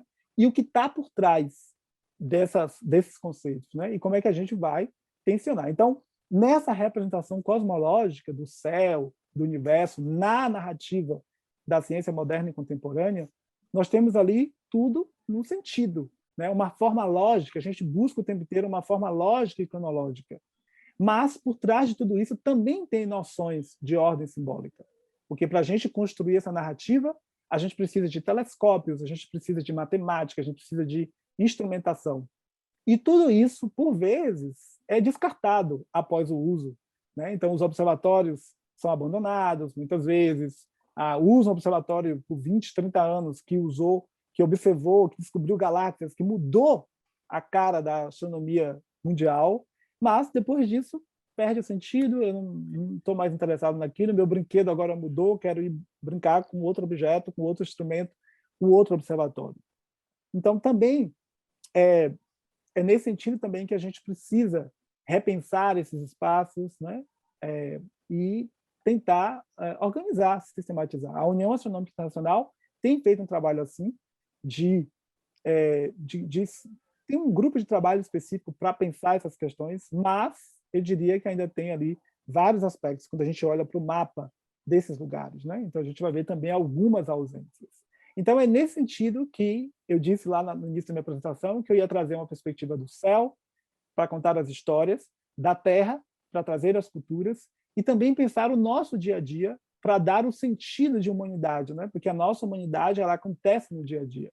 Então, quando a gente tenta buscar explicar a história do nosso universo, ou seja, explicar a origem e as suposições, né, que dá ordem, que dá sentido a tudo isso, a gente está buscando, na verdade, também uma outra perspectiva existencial, né? Ou seja, aquelas grandes perguntas também traz isso para nós. E quando a gente olha para essa receita do bolo, ou seja, como é que o universo, de que o universo é constituído, a nossa narrativa hegemônica, 95% do universo a gente não sabe o que é. Então, 95%, entre aspas, desse céu, a gente não sabe o que é. É ignorância, né? Mas, nessa busca, né, a gente tem ali o tempo inteiro uma história que é marcada por uma universalidade, por uma atemporalidade, né? Então, o céu ele constitui esse lugar fundamental dos mitos, da filosofia, da ciência, da religião, da poesia, das artes. As várias imagens que eu mostrei para vocês, inclusive do próprio céu, também traz para nós um senso outro de estética, né, que a gente precisa pensar. Então, a realidade, ela não dá origem ao imaginário, e o imaginário dá sentido ao mundo. Então, por vezes, essa realidade, dentro dessa ideia de céu, né, essa realidade que a gente quer o tempo inteiro na ciência moderna e contemporânea materializar como parte de um discurso de verdade, ela, por vezes, quando a gente tenta abarcar outras percepções de mundo, ela pode ser violenta, né? Pode tensionar aí sentidos e valores, atitudes, crenças, né? Parâmetros simbólicos importantes. Então, o pensar, o sentir e o fazer tem que estar presente o tempo inteiro, até mesmo para a gente olhar para esse céu, não de um jeito técnico, mecânico, positivista, mas de um outro jeito que nos faça parte desse universo coletivo, né? E eu acho que é isso que a arte também nos propõe, né? Por isso que ciência sem imaginação e arte sem fatos, né, também é uma questão que eu jogo para vocês. Como é que a gente pode dialogar juntos, né? Ciência e arte, para pensar esse céu nessa perspectiva, né? Como é que eu faço para expandir a própria ideia de céu, espaço infinito, onde as coisas se movem, uma abóbada celeste, os astros, o ar, a atmosfera, as minhas concepções religiosas, as culturas? O que é esse céu? O que é a ideia de céu traz para mim, né? E como é que eu vou trabalhar os vários elementos que dão ali sentido ao fazer, né? Ao olhar, ao interagir. Os espaços, os tempos, as grandezas físicas, as relações e as transformações, os corpos e os movimentos, mas também os traços, os sons, as cores, as formas, né? A alteridade, o outro, onde é que está o outro em tudo isso? Onde é que está o eu, né, em tudo isso? Os lugares de fala e de escuta, não nesse sentido prosaico que se transformou, mas no sentido mesmo de Beatriz do Nascimento, né, que traz para nós uma outra ideia de corpo, território, né? E aí a gente fazer esse exercício de pensamento e de imaginação, porque é isso que se trata, pensar o céu, né? É um exercício de pensamento e de imaginação, de corpo e de linguagem. O corpo e a linguagem estão dados o tempo inteiro para a gente poder construir uma outra história, né? Trazer outras epistemes. Alguém perguntou, né? Por que tudo isso era... Bom, não foi exatamente assim, mas o que estava por trás de tudo isso? É trazer um outro jeito de pensar, uma outra forma de estabelecer o que é conhecimento. E também trazer outra linguagem, trazer os afetos, reafirmar, né? Positivar a autoestima. Então, tem fatores psicológicos importantes. Eu quero ver a minha cultura representada, eu quero ver o meu falar, o meu comer, a maneira como eu penso, a minha relação com o mundo, né? Representado, visto, pensado, falado, colocado, né? Esse é um traço político importante. E, para mim, a cultura está ali o tempo inteiro para a gente estabelecer o que é essa cosmologia. Então, os observatórios e os planetários, e eu trago só esses exemplos aqui, né, porque os dois são da URGS, tanto o observatório quanto o planetário que eu estou mostrando aqui são os da URGS. O Observatório Planetário ou o próprio Museu, o MAST, do Rio de Janeiro, que é um espaço fantástico, né, que trabalha tudo isso de um jeito muito mais decolonial, né, do que talvez algumas pessoas imaginem. Então, esses espaços eles têm o tempo inteiro que se repensar, né? Tem que o tempo inteiro se questionar onde estão, para onde vão, né? Que histórias vão contar desse céu, né? Porque esses museus também estão atravessados por essa lógica de modernidade, da ciência moderna e contemporânea, né? Os públicos que vão a esses museus, né? No geral, são públicos que também estão localizados à margem dessa diferença colonial. Os objetos que estão ali, as pessoas que estão sendo representadas, né? As pessoas que têm o direito de falar, que estão podendo falar, que estão podendo se ver representadas, que estão podendo se sentir, né? Se identificar ali, ter o seu direito garantido de ir estar ali. Ainda não são, não representam a maioria das pessoas, né? Então, para nós também esse é um lugar de disputa, né? E o céu, novamente, eu tenho feito também esse tensionamento a partir do céu, trazendo essas narrativas e trazendo os questionamentos, né? De quem são as pessoas que estão aí e que são sujeitos mesmos, né?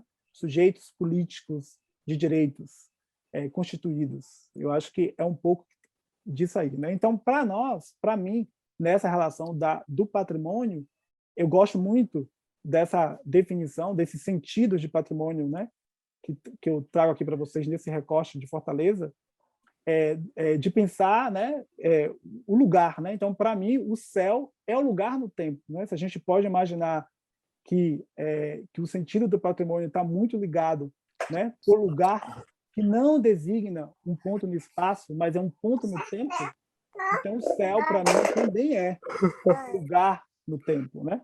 O céu, ele é esse lugar no tempo, para a gente pensar essas diferentes escalas temporais. E mais do que isso, ele vai trazer, nessa perspectiva do patrimônio, a memória, a lembrança, mas a identidade. Então, é aí que eu dialogo com o patrimônio. É nesse sentido que eu penso o céu como patrimônio, né? E esse patrimônio mesmo como herança também, né? Mas não somente, mas como herança, como não no sentido mesmo de um pai ou de uma mãe, né? Mas no sentido de uma outra perspectiva. A gente não quer pais, a gente não quer mães, a gente quer, de fato, um outro sentido de construção de ciência, né? Não a partir dessas ideias de ciência e de céu e de cultura como parte nossa, de todos nós juntos e juntas, né? Numa outra relação. Então, aí, assim, para a gente poder também, indo para os finais, para a gente poder dialogar, né? Já está chegando no meu limite para a gente poder conversar, também dizer isso, né? Que essas relações, essas definições, como eu falei, essas definições de patrimônio, como a gente pensa o patrimônio, ela também está muito ligada ao sentido de como a gente define a ciência. Então, muitas vezes, a nossa dificuldade, inclusive, de discutir, né, o que é ciência e como é que a gente vai lidar com esse céu na perspectiva do patrimônio, tem muito a ver também com as próprias definições, né? Ou seja, e com as escalas de tempo que muitas vezes não se conectam, né? Ou seja, quando é que a gente passa a ter uma padronização, né, uma ideia de patrimonialização a partir da diferença. Então, tem aí é dinâmico mesmo, né? Tem um contexto econômico, social, político, mas o fato é que essa ideia de patrimônio está muito ligada realmente, né, a essa relação de poder, né? Mas, sobretudo, a ideia de território. Então, eu gosto de pensar o céu como um território. E esse céu é, de fato, né, esse tecido cósmico, esse tecido espaço-temporal, esse território, né? Então, o território é um lugar de disputa o tempo inteiro, né? E o território, para nós, quando a gente pensa as comunidades quilombolas, indígenas, o território ele é a constituição do próprio sujeito. Então, eu gosto muito de trabalhar o céu nessa perspectiva. Então, para nós, a gente vai olhar para o céu, para o patrimônio histórico, para o patrimônio cultural e para o patrimônio natural, muito na ideia dos vários elementos que eu trouxe até aqui. Né, o céu dialogando com a história da ciência e das diferentes civilizações, para a gente pensar que essa história ela é coletiva, ela não é ateórica, ela não é linear, né, ela não é neutra, não é pura, não é ingênua. Há uma ideia de patrimônio cultural para a gente pensar o diálogo com todos os bens culturais tangíveis, né, como as igrejas, as cidades históricas, os monumentos, os cemitérios, né, os ritos, as pinturas, e um patrimônio natural para a gente pensar o céu no diálogo com os bens naturais, com os rios, com as vegetações, com as formações geológicas. E aí tem várias questões legais, que eu não vou trazer aqui, vou passar essa parte das questões legais, mas só para dizer para vocês que na União Astronômica Internacional, junto com a Unesco, tem toda uma relação, mais fortemente a partir de 2007, que se cria ali maneiras de criar legislação para a preservação desse céu, um céu cada vez menos brilhante, né? Com menos poluição luminosa. Tem toda uma dificuldade que passa também por uma conscientização política, por uma formação mesmo pedagógica, ainda ausente, né? Ou seja, criar leis municipais para iluminar o chão, não para iluminar o céu. Esse é um grande desafio, né? Mas há iniciativas nacionais, internacionais, nesse sentido, de podermos valorizar o céu, né? Diminuir a poluição luminosa, que também causa danos aos outros animais, né? E, enfim, ao meio ambiente, né? Tem aí as questões dos patrimônios tangíveis, intangíveis. Então, tem toda uma discussão legal em curso, né? Que tensionamentos que acontecem, pessoas que estão pensando, que também está aí presente dentro da astronomia, né? Então, eu só queria trazer aqui, porque eu quero mostrar umas imagens para vocês, mas era só para destacar isso. E aí, para concluir mesmo, assim, eu vou trazer algumas imagens, só para vocês também terem uma outra dimensão dessa relação do céu com a natureza. Então, essa imagem que eu mostro para vocês, está ali o artigo, depois vocês podem olhar com calma, tem uma legenda ali à direita, no canto superior direito. Então, essa legenda tem várias cores. O escuro seria o lugar do mundo onde a gente ainda tem um céu escuro. Então, vocês estão vendo que tem poucos lugares, né? Sobretudo ali, África, Austrália, mas essas regiões desérticas. Se vocês olharem para a América do Sul, vocês vão ver que, em mais detalhes, a gente já perdeu muito desse céu. Se eu voltar lá na legenda, então vocês vão ver que tem vários, não sei se dá para enxergar direito, mas são vários detalhezinhos.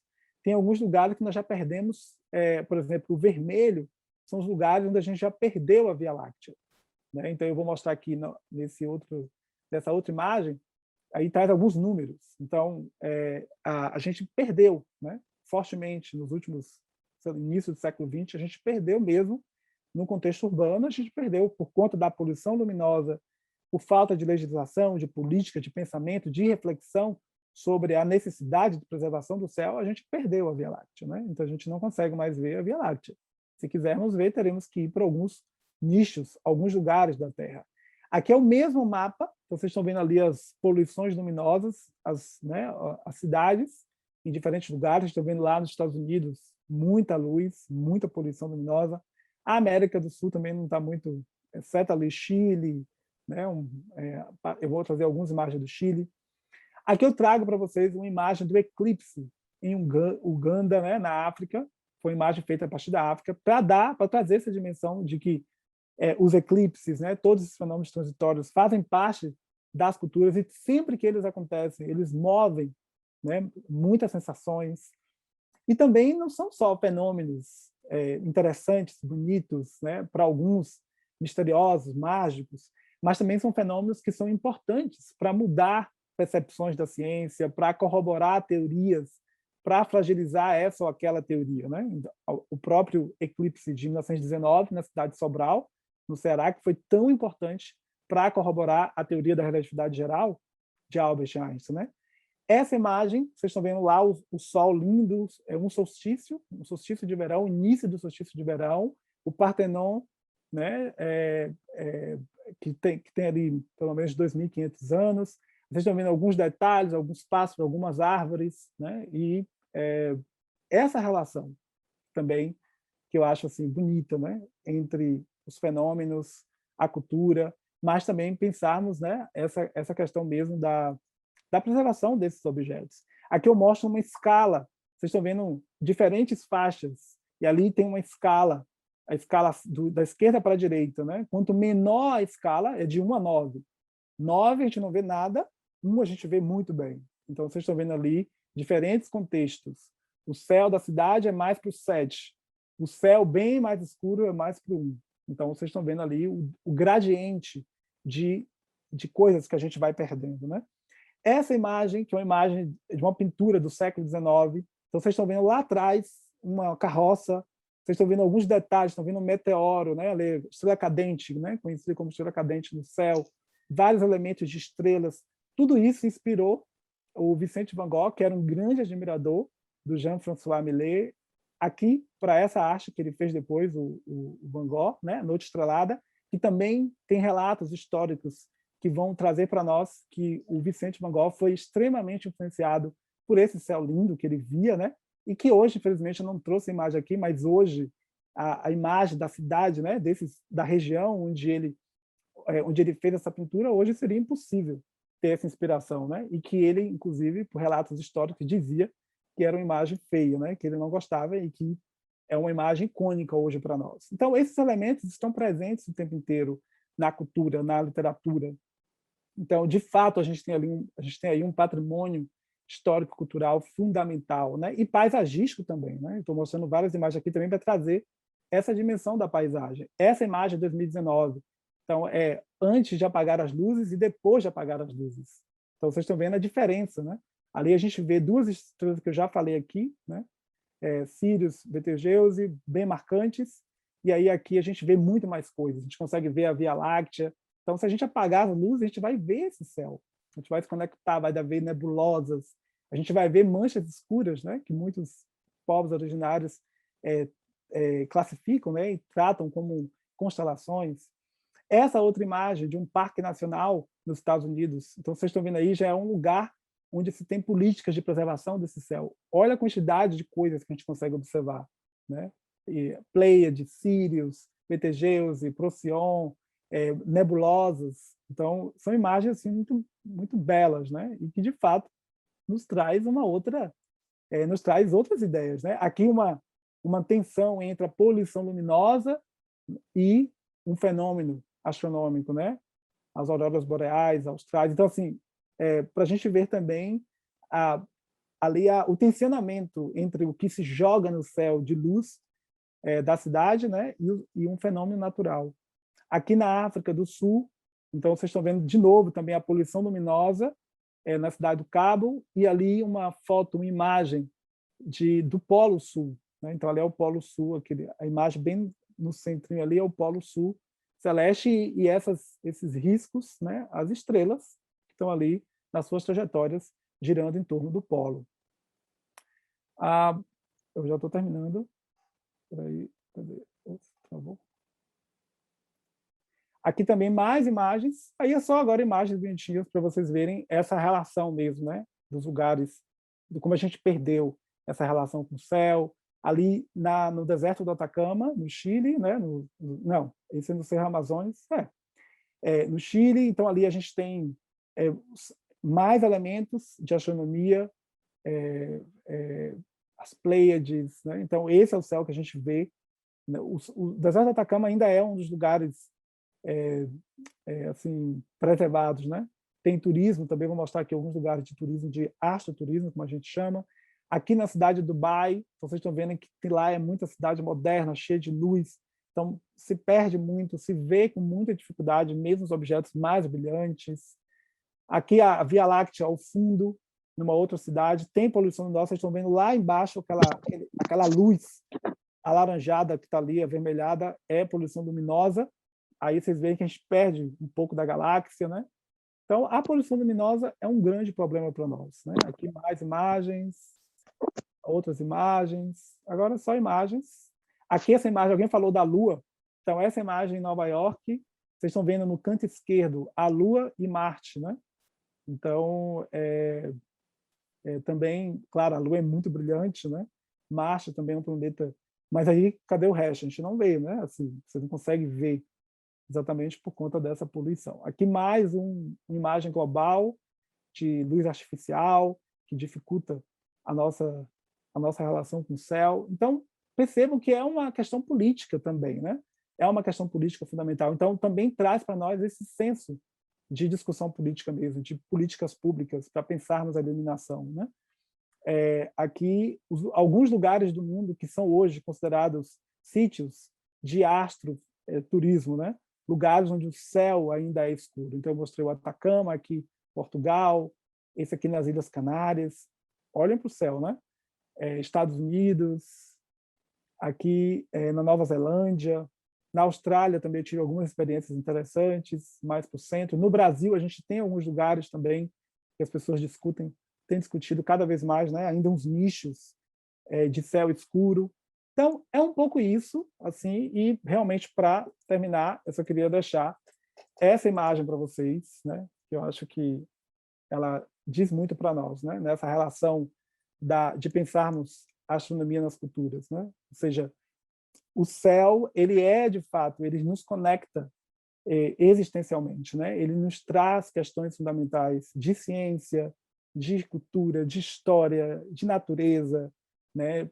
Questões políticas. E eu acho que para esse momento que a gente está vivendo, né? de nos pensarmos como um país racista, nos pensarmos nessa relação de educação para as relações étnico-raciais, o céu é uma potência para a gente trabalhar tudo isso, né? E também para nos trazer outras, quando a gente faz esse diálogo entre as áreas, também traz questões outras que não deu tempo de discutir aqui, que certamente eu também não pensei ainda, de como a gente pode ampliar essa discussão e essa percepção, né? E eu acho que isso é o mais fascinante sobre a astronomia, é como, de fato, a astronomia é uma disciplina que se conecta e que pode, que tem potência para dialogar com as diferentes áreas, né, do conhecimento.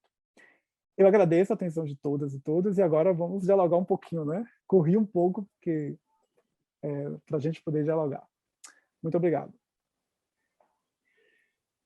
Alan, eu acho que assim, a gente que agradece, porque o chat, qual que é o teor do chat agora? Todos muito, extremamente instigados com esse universo que se apresentou para a gente em termos de patrimônio. Assim, eu acho que eu nunca tinha pensado o céu como patrimônio nessa perspectiva, e principalmente em algum momento da sua fala que você disse que alguma coisa que é patrimonializada, ela fala de um lugar onde todos podem pertencer a um comum, mas ela também fala de algo que está sob um certo risco e que tem que ser protegido. E aí, quando você fala de poluição luminosa, coisa também, nunca tinha ouvido falar dessa coisa da poluição luminosa, mas que faz total sentido, tem uma relação muito próxima com o que a gente trabalha, por exemplo, quando a gente está falando de artes visuais, que é algo muito próprio da nossa cultura visual, que já não permite mais que a gente veja as coisas que vão se escondendo por trás dos excessos, assim. Isso tem a ver com a imagem que a gente vê dentro de um museu e tem a ver com o céu, que é essa presença constante na nossa vida que está sendo roubada da gente, de certa forma, pela forma como as cidades estão sendo ocupadas, né? O que o chat está dizendo? O chat quer rever essa apresentação com mais tempo, né, dando pausas ali no YouTube. Então, essa dica que a Francisca deu aqui em cima para a gente, acho que é a mais valiosa, eu vou até copiar de novo. Vocês têm que ir lá na página do nosso YouTube, do Jaca Center, que é, como eu disse, quem cuida dos educativos do CCBB. Vocês clicam no sininho para poder se inscrever no canal, e aí, assim que o vídeo do Alan for para o YouTube, vocês vão receber essa notificação. E, além disso, vai ter o texto do Milton Lira, que é o nosso educador, na seção do Arquivo Vivo, tá? Alan, eu vou te fazer uma pergunta aqui, trazida pela Ellen. A Ellen perguntou se no Brasil já houve alguma política ou tentativa de implantar política de valorização do céu como um patrimônio. O Lucas deu uma resposta, vou ler também a resposta dele. Segundo ele, em Brasília, o Clube de Astronomia de Brasília iniciou conversas com o governo do GDS para adotar algumas políticas da Dark Sky Association. Então, parece que essa é uma iniciativa, e você pode contar para a gente se tem outras. Primeiro dizer assim que eu ali ao longo da apresentação tem referências, né? Então as pessoas vão poder parar depois lá com calma. Eu também estou à disposição, se quiserem escrever, perguntar, a gente pode trocar. Tenho escrito algumas coisas também, algumas coisas que eu mostrei, estou escrevendo artigos, livros. Então, enfim, esse é o primeiro contato para a gente poder seguir dialogando, né? Essa pergunta é muito interessante. Aqui mesmo em Porto Alegre, a gente tentou muito tempo atrás, antes de mim, né? O que foi diretor antes de mim no observatório, que é técnico da universidade, agora aposentado, se tentou por muito tempo se pensar, estabelecer esse diálogo com os poderes municipais para pensar essas políticas, mas sempre com muita dificuldade. É algo relativamente simples de fazer, não é algo complicado, complexo, né? Que passa muito mais por um processo de conscientização mesmo, de educação, né? De entender qual é a proposta, né? No geral, se dá inclusive possibilidades mais baratas, mais efetivas, mas muitas vezes falta, né? Falta os elementos que levam, por exemplo, o Museu Nacional a chamas, né? Do jeito que foi, ou que leva os outros museus do Brasil a chamas ou descaso. Então passa um pouco por tudo isso, né? Essa consciência mesmo, essa educação cultural, política, científica, né? E aí também o próprio Observatório Pico dos Dias, em Minas Gerais, o Laboratório Nacional de Astrofísica, eles também têm feito vários movimentos nesse sentido, né, de preservação dessa região, da Serra da Mantiqueira. Assim, especificamente de astronomia no Brasil, eu sei desses casos, né? Sei que existe uma lei no Brasil já antiga para pensar, por exemplo, a questão da reprodução das tartarugas. Então, não é algo assim que do zero, né? Esse próprio movimento, né, dos céus escuros. Então, assim, há caminhos, há estratégias, há outros exemplos no mundo. Eu trouxe aqui vários exemplos, né, de lugares que já fizeram, que já implementaram, que também são modelo. Então, é uma decisão política, sobretudo, assim, da gente dar esse passo. Não só a decisão, é uma decisão política, mas também, eu também, assim, para não jogar só no colo dos políticos, né? Mas também eu acho que na própria comunidade científica também é preciso uma mobilização política. Quase sempre na ciência a gente tira de nós esse gancho, né? A gente acha que, inclusive falar, né, que um cientista é político é muitas vezes pejorativo, né? Mas não é essa política que a gente está falando, né? É a política essa, da gente entender onde a gente está, de o que a gente faz com um observatório que foi útil para nós por muito tempo, ou como é que o próprio observatório da URGS vai seguir desenvolvendo projetos de educação em ciências, de cultura científica, de divulgação da ciência com as escolas, com a comunidade, se a cada momento vão nos aprisionando, né? Vão tirando um pedacinho do céu, ou vão jogando luz, constrói um estacionamento todo aberto e o estacionamento jogando luz direto para o observatório, né? Então, eu acho que a universidade precisa pensar sobre isso. A própria universidade que constrói um prédio do lado de engenharia imenso que rouba faixa do prédio. Então, por isso que eu acho que falta essa educação, né? Então, é também uma questão nossa. E a educação e a divulgação em ciências, ela também precisa avançar, né, nessa relação. Então, acho que é um conjunto de questões que nos levam para um quadro mais crítico, mas temos poucas iniciativas ainda, né? E eu espero que isso mude com o tempo, né? Mude ao longo do tempo, né? Que a gente consiga se organizar mais politicamente para transformar essa realidade. Alan, estou pensando numa coisa aqui agora também. Estava falando de cultura visual e aí eu acho que muitas referências que nós aqui, todo mundo, na verdade, tem sobre o céu, sobre o espaço, sobre o cosmos, vem do cinema americano, né? A gente foi meio educado a imaginar o que é que tem lá em cima a partir de filmes feitos pela indústria americana. E eu queria te perguntar se você tem alguma referência para dizer, para contar para a gente, não indústria americana, mas uma coisa contemporânea, que possa nos dizer dessa forma decolonial de imaginar o céu, sabe? Será que tem outras produções fora dali que podem nos indicar esses caminhos?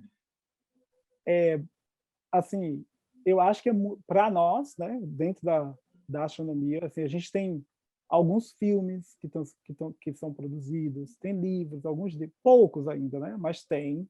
No próprio Brasil, né, eu também tenho escrito cada vez mais artigos. Esse artigo que eu citei aqui de 2018 é um artigo que traz toda uma proposta de discussão desse céu, né, para pensar a Lei 10.639, a Lei 11.645. Tem outros artigos que estão saindo vários agora, né, para pensar a descolonização da ciência, artigos em revistas de ensino, de educação, ensaios críticos. Temos alguns livros, né? Eu escrevi o Antônia e a Caça ao Tesouro Cósmico, que é um livro que traz uma menina negra que tem um cabelo que carrega os segredos do universo, e ali eu vou tensionando, traz astronomia, mas tensionando o tempo inteiro essa narrativa. Outros livros estão sendo construídos, logo, logo vai ter mais, né? Também tem um texto que eu submeti, que é um texto de ficção completamente fantasioso, né? Alguns podem até chamar de afrofuturista, mas, enfim, um texto completamente de fantasia. E aí alguns colegas internacionais que eu conheço que trabalham nessa perspectiva, mas somos poucos ainda, porque também somos poucos, né? Negros, negras, nessas áreas. Então, isso também é importante dizer, né? Somos poucos, assim. E a educação para as relações étnico-raciais também ainda ela não acontece como a gente gostaria, né? Apesar de termos aí uma caminhada um pouco longa, né? Então, eu posso indicar também alguns desses materiais, né? Dos filmes, dos livros que eu tenho como referência, né? Basicamente colegas minhas, né? Colegas e colegas que estão, homens e mulheres que estão trabalhando nessa perspectiva. Mas de fato não há muita coisa, né? E muitas vezes também é importante dizer, muitas vezes o que se tem construído, né, também ainda numa perspectiva de colonização, né? Eu acho que isso também é uma questão fundamental, né? Ou muitas histórias contadas pela ótica dos colonizadores, né? Então Obviamente que eu sempre digo, né, é importante dizer, que a gente não quer, eu não quero destruir a ciência moderna e contemporânea, né? Eu não sou negacionista da ciência, pelo contrário, eu reforço a ciência, os valores científicos, né, modernos e contemporâneos, mas a gente quer ampliar, a gente quer trazer outras perspectivas, né? A gente quer trazer outras questões. Então, em astronomia das culturas, né? Então eu sugiro buscar astronomia nas culturas. Quem são as pessoas que estão trabalhando com astronomia nas culturas? E essas pessoas também selecionar por esse viés, né? Quem está mais numa linha colonial, decolonial ou contracolonial, enfim, que traga essas vozes que foram, né, esquecidas, invisibilizadas, silenciadas ao longo da história. O chat está todo em coro, assim, tá? Agradecendo pela sua fala, dizendo que né?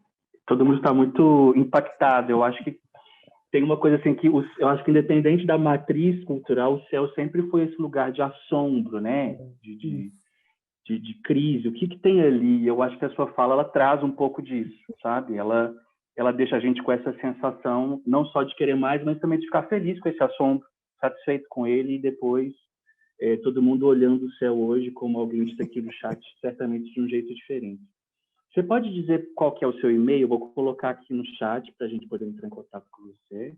Sim, eu vou escrever aqui. Vai escrever? Tá bom. A Francisca perguntou se tem mais literatura infantil que trate dessas cosmologias. Se você puder dizer rapidamente para a gente também. Tem alguns livros, que poucos ainda, que tratam bom, a indígena é mais tratada no Brasil, né? A africana, a afro-brasileira, não. Eu estou fazendo algumas coisas, né? Tá a caminho. A indígena tem alguns autores assim que tem livros infantis assim, indígenas, né? Esse que você já lançou, como é que ele chama? Esse chama, deixa eu ver se eu tenho aqui, não está aqui não, é o Antônia e a Caça ao Tesouro Cósmico. Antônia, ele é infanto-juvenil, é um texto, ele é sobretudo juvenil, mas no final dele tem um texto infantil que vai ser ilustrado, então vai sair a ilustração agora, né? Quer dizer, esse ano eu acho que não sai mais, ano que vem, nos primeiros meses, deve sair esse livro ilustrado, né? Mas nós temos outros autores. Me escrevam que eu mando tudo, porque de cabeça você não lembra agora. Mas eu tenho tudo. Não são muitos, são poucos. Tem o professor Germano Afonso, que trabalha, tem alguns materiais do próprio MAST, alguns deles até estão disponíveis, o PDF, né? Do MAST, tem material no MAST ali que traz a cultura indígena, livrinhos assim bem bonitos, coloridos, com imagens, né? Tem não são muitos, na verdade, né? Infantis não são muitos. Eu vou ler esse comentário da Cristiane, que eu achei bem bonito. Estou com você nesse comentário da Cristiane. Eu, como pessoa fisiologicamente noturna, estou encantada. Minha mente está fazendo conexões impressionantes, espirituais, filosóficas, culturais e políticas, aqui na minha cabeça. Me deu um nó e estou amando isso. Isso é muito legal, né, Cristiane? Porque às vezes a gente vai para uma fala, assim, né? Querendo sair com um monte de certeza, tudo no lugar, mas eu acho que é tão mais potente, assim, bonito, quando a gente sai com esses nós, né? Que a gente vai desatando ou fazendo outros depois, assim. Eu acho que isso é muito bonito. Tem muito a ver com o que você acabou de apresentar para a gente, viu, Alan? Obrigado de novo. E o Milton já dizendo que já vai ajudar a gente nessa lição também. Quando ele for escrever o relato, lá no Arquivo Vivo, vai colocar essas referências para a gente. Muito obrigado, Milton. Eu também vou mandar o PDF depois para vocês. E vocês podem colocar em algum lugar e disponibilizar, porque algumas coisas eu passo rápido, então o PDF vai estar disponível também depois. Podemos colocar lá no Arquivo Vivo também, né, Milton? Como indicação. Perfeito. Bom demais. Tem umas frases... A gente tem 5 minutos, gente. 5 minutos cabe muita coisa. Né? Agora eu estou entendendo que esse tempo é muito relativo, né, Alan? Então, 5 minutos, eu fico com o tempo que quiserem, eu estou livre. Então, se alguém quiser perguntar mais uma coisa... eu queria perguntar alguma... Fernanda, sobre o pode sol, falar, né? Fernanda. Que eu não consegui explicar bem. É que eu estou fazendo uma pesquisa sobre som, né? Sobre escutas sonoras. E aí eu queria saber se tem algum estudo sobre a escuta do universo, ou as Tem. narrativas, essas relações, e onde eu poderia encontrar isso. Ah, Fernanda, me manda um e-mail que eu te mando, porque tem alguns artigos, claro, não nessa perspectiva, talvez, que você queira, mas eu vou te dar, e daí eu tenho certeza que você vai criar coisas outras incríveis. Eu vou te dar um exemplo, assim, é, tem artigos, tem áudios que trazem, por exemplo, qual seria o ruído cósmico do universo, que quando o universo se forma, você tem ali que a gente chama de radiação cósmica de fundo, um ruído cósmico que a gente consegue detectar em qualquer direção que a gente olha, a gente consegue detectar essa radiação. E ela é fundamental, inclusive, para dizer que o universo é daquele jeito que eu mostrei para vocês naquela pizza, que 95% é que a gente não sabe o que é, que é matéria escura e energia escura, e 5% de matéria luminosa, que é a matéria da tabela periódica. Então, tem vários áudios que trazem esse ruído. Eu também posso te mandar áudios de estrelas. Esse é fascinante. Eu queria até mostrar aqui, é que às vezes eu evito, porque por conta do tempo e também porque às vezes não dá certo. Aí, a gente, né? Mas tem coisas assim, incríveis de exposições que já foram feitas, que trazem o ruído de tambores, né? Por exemplo, de uma estrela que pulsa, de uma estrela variável. Então, a gente consegue ouvir o que seria equivalente, né? Que a gente faz, na verdade, uma transposição da onda eletromagnética para uma onda sonora. E você consegue fazer essa transposição e você consegue ouvir como se fosse a batida da estrela, o pulsar de uma estrela como se fosse a batida de um tambor, né? Na mesma frequência. Então, tem essas questões. Então, é isso. Alguém tá tem essas questões, tem também, não só, você perguntou só da audição, né? Mas tem os outros sentidos também.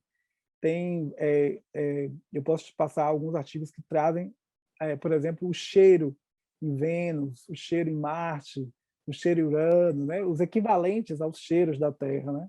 Aí, claro, às vezes nem tudo é legal, né? Tem coisa que é o ovo podre, que é não sei o quê. Então, eu até trabalho com as crianças nessas oficinas de escalas, de tamanho de escalas, então eles conseguem passar por todos os sentidos, né? Você consegue ter uma sensação mesmo do olfato, o nariz, o ouvido, a boca, a cabeça, porque é isso, né? Essa cosmopercepção, ela não é só, por isso que não é só cosmovisão, não é só a visão, né? São todos os sentidos. E para nós, né, a cabeça ela é fundamental também, né? Mas a cabeça não só o lugar que guarda o cérebro, o pensamento, mas é o lugar que controla os outros sentidos e que controlar não no sentido de ser superior, mas que está ligado mesmo, né? Que está interligado, né? A cabeça é o ori, né? O ori, é isso. Ah, obrigada. Então, era isso Muito mesmo, bom. porque, como diz que o som não se propaga no vácuo, né? E eu tenho ouvido falar sobre o som dos planetas, aí eu fiquei assim, meu Deus, como é que eu faço para... É isso. Não, é isso mesmo. As ondas, eu sempre digo, né? Quando a gente não quer ouvir certas falas, né? Sobretudo nesse contexto que a gente está vivendo, eu sempre gosto de dizer, né, que as ondas mecânicas não se propagam no vácuo. Então não faz mesmo, mas a gente tem como transpor mesmo, assim, a gente consegue fazer essa transposição, né, para poder jogar aquela frequência para o que seria audível, né? Então essas são as mágicas que a gente faz. Muito bem, gente. Eu acho que a gente está concluindo já, né? Já são 5 horas. Alan, muito obrigado. Tem uma última fala que você falou que eu vou ficar com ela, assim, que é quando você disse que as estrelas são fábricas de vida, né? E agora você diz até que elas são vivas a ponto de fazer ruídos, assim. Se a gente compartilha de alguma coisa com as estrelas, é essa possibilidade de pensar em alguma eternidade, né? Ter alguma coisa que sempre vai permanecer, assim, junto com as estrelas, né? Da gente. Então, eu saio desse Transversalidades muito tocado pela sua fala. Te agradeço muito. Eu só vou mostrar para vocês. Agradecemos todos, né, gente? Eu vou mostrar para vocês antes de ir. E o livro, ó. Rapidamente, a capa do livro é essa, da Antônia. E, já que você falou das estrelas, esse outro, né? O Astrofísica para a Educação Básica, a origem dos elementos simples no universo. Então, esses dois livros, eles vão trazer um pouco, não tudo do que eu mostrei aqui hoje, porque o que eu mostrei aqui hoje eu estou construindo outros materiais, mas vai trazer algum desses elementos, de um jeito ou de outro, né? Então, é um pouco isso mesmo, assim, como você falou. As estrelas são, de fato, as fábricas, né, dos elementos químicos e é o que fabrica a vida. Nós só estamos aqui por conta de 2% de elementos, né, da tabela periódica que estavam ali primordialmente no Sol. Quando o Sol se formou, ele já estava contaminado, a nuvem molecular que deu origem ao Sol já estava constituída de 2% de elementos químicos. Então, nós somos, se não fosse esses 2%, nós não estaríamos aqui, né? Então, a água é fundamental, né? E a água, dentro dessa cosmopercepção, ela tem muitos sentidos, né? Ela tem muitas relações assim para a gente poder pensar. Então, eu acho que não é simplesmente para a gente se conectar mesmo, né? Eu acho que é como a gente pode pensar para se conectar com o outro, com a natureza, né? Então, eu acho que essa perspectiva do céu, e céu agora no sentido mais amplo, né? Ela tem que devolver isso para a gente, ela tem que nos devolver a humanidade, né? Então, nós somos pessoas e a gente se conecta com tudo isso de diferentes maneiras. Por isso que o discurso científico, filosófico, né, as religiosidades, as espiritualidades, isso tudo precisa coabitar. A gente não precisa exterminar o outro por pensar diferente, né? E as cosmologias, elas podem coabitar. Então, a gente tem que buscar esse equilíbrio. Eu não preciso ser pseudocientista, eu não preciso ser negacionista, eu não preciso ser terraplanista, né? Mas eu preciso entender o que eu estou falando. Qual é a demarcação? Onde é que eu estou nesse território e com quem eu estou me conectando, né? Escutar, sobretudo. Eu acho que esse exercício da escuta, né? E da aprendizagem e do convívio. É isso. Eu acho que é disso que se trata quando a gente pensa o céu nessa perspectiva integrada de história, natureza, né, e cultura. Bom, obrigado. Obrigado também, Flávio e Rosana, por terem feito a interpretação para a gente aqui do evento. Muito obrigado. A gente se encontra nas programações futuras aí do Educativo, ccdbeducativo.com. Vai lá, bota o e-mail de vocês na newsletter para receber as atualizações. A gente se encontra também hoje, né, gente, olhando o céu, cada um aí da sua cidade. Eu acho que, de certa forma, é um tipo de encontro, né, Alan? E é isso, a gente se vê por aí. Continue se cuidando, viu, gente? E até a próxima. Um beijo a todos e todas. Beijo, gente. Se cuidem aí. Até Tchau. mais. Tchau, gente. Boa tarde.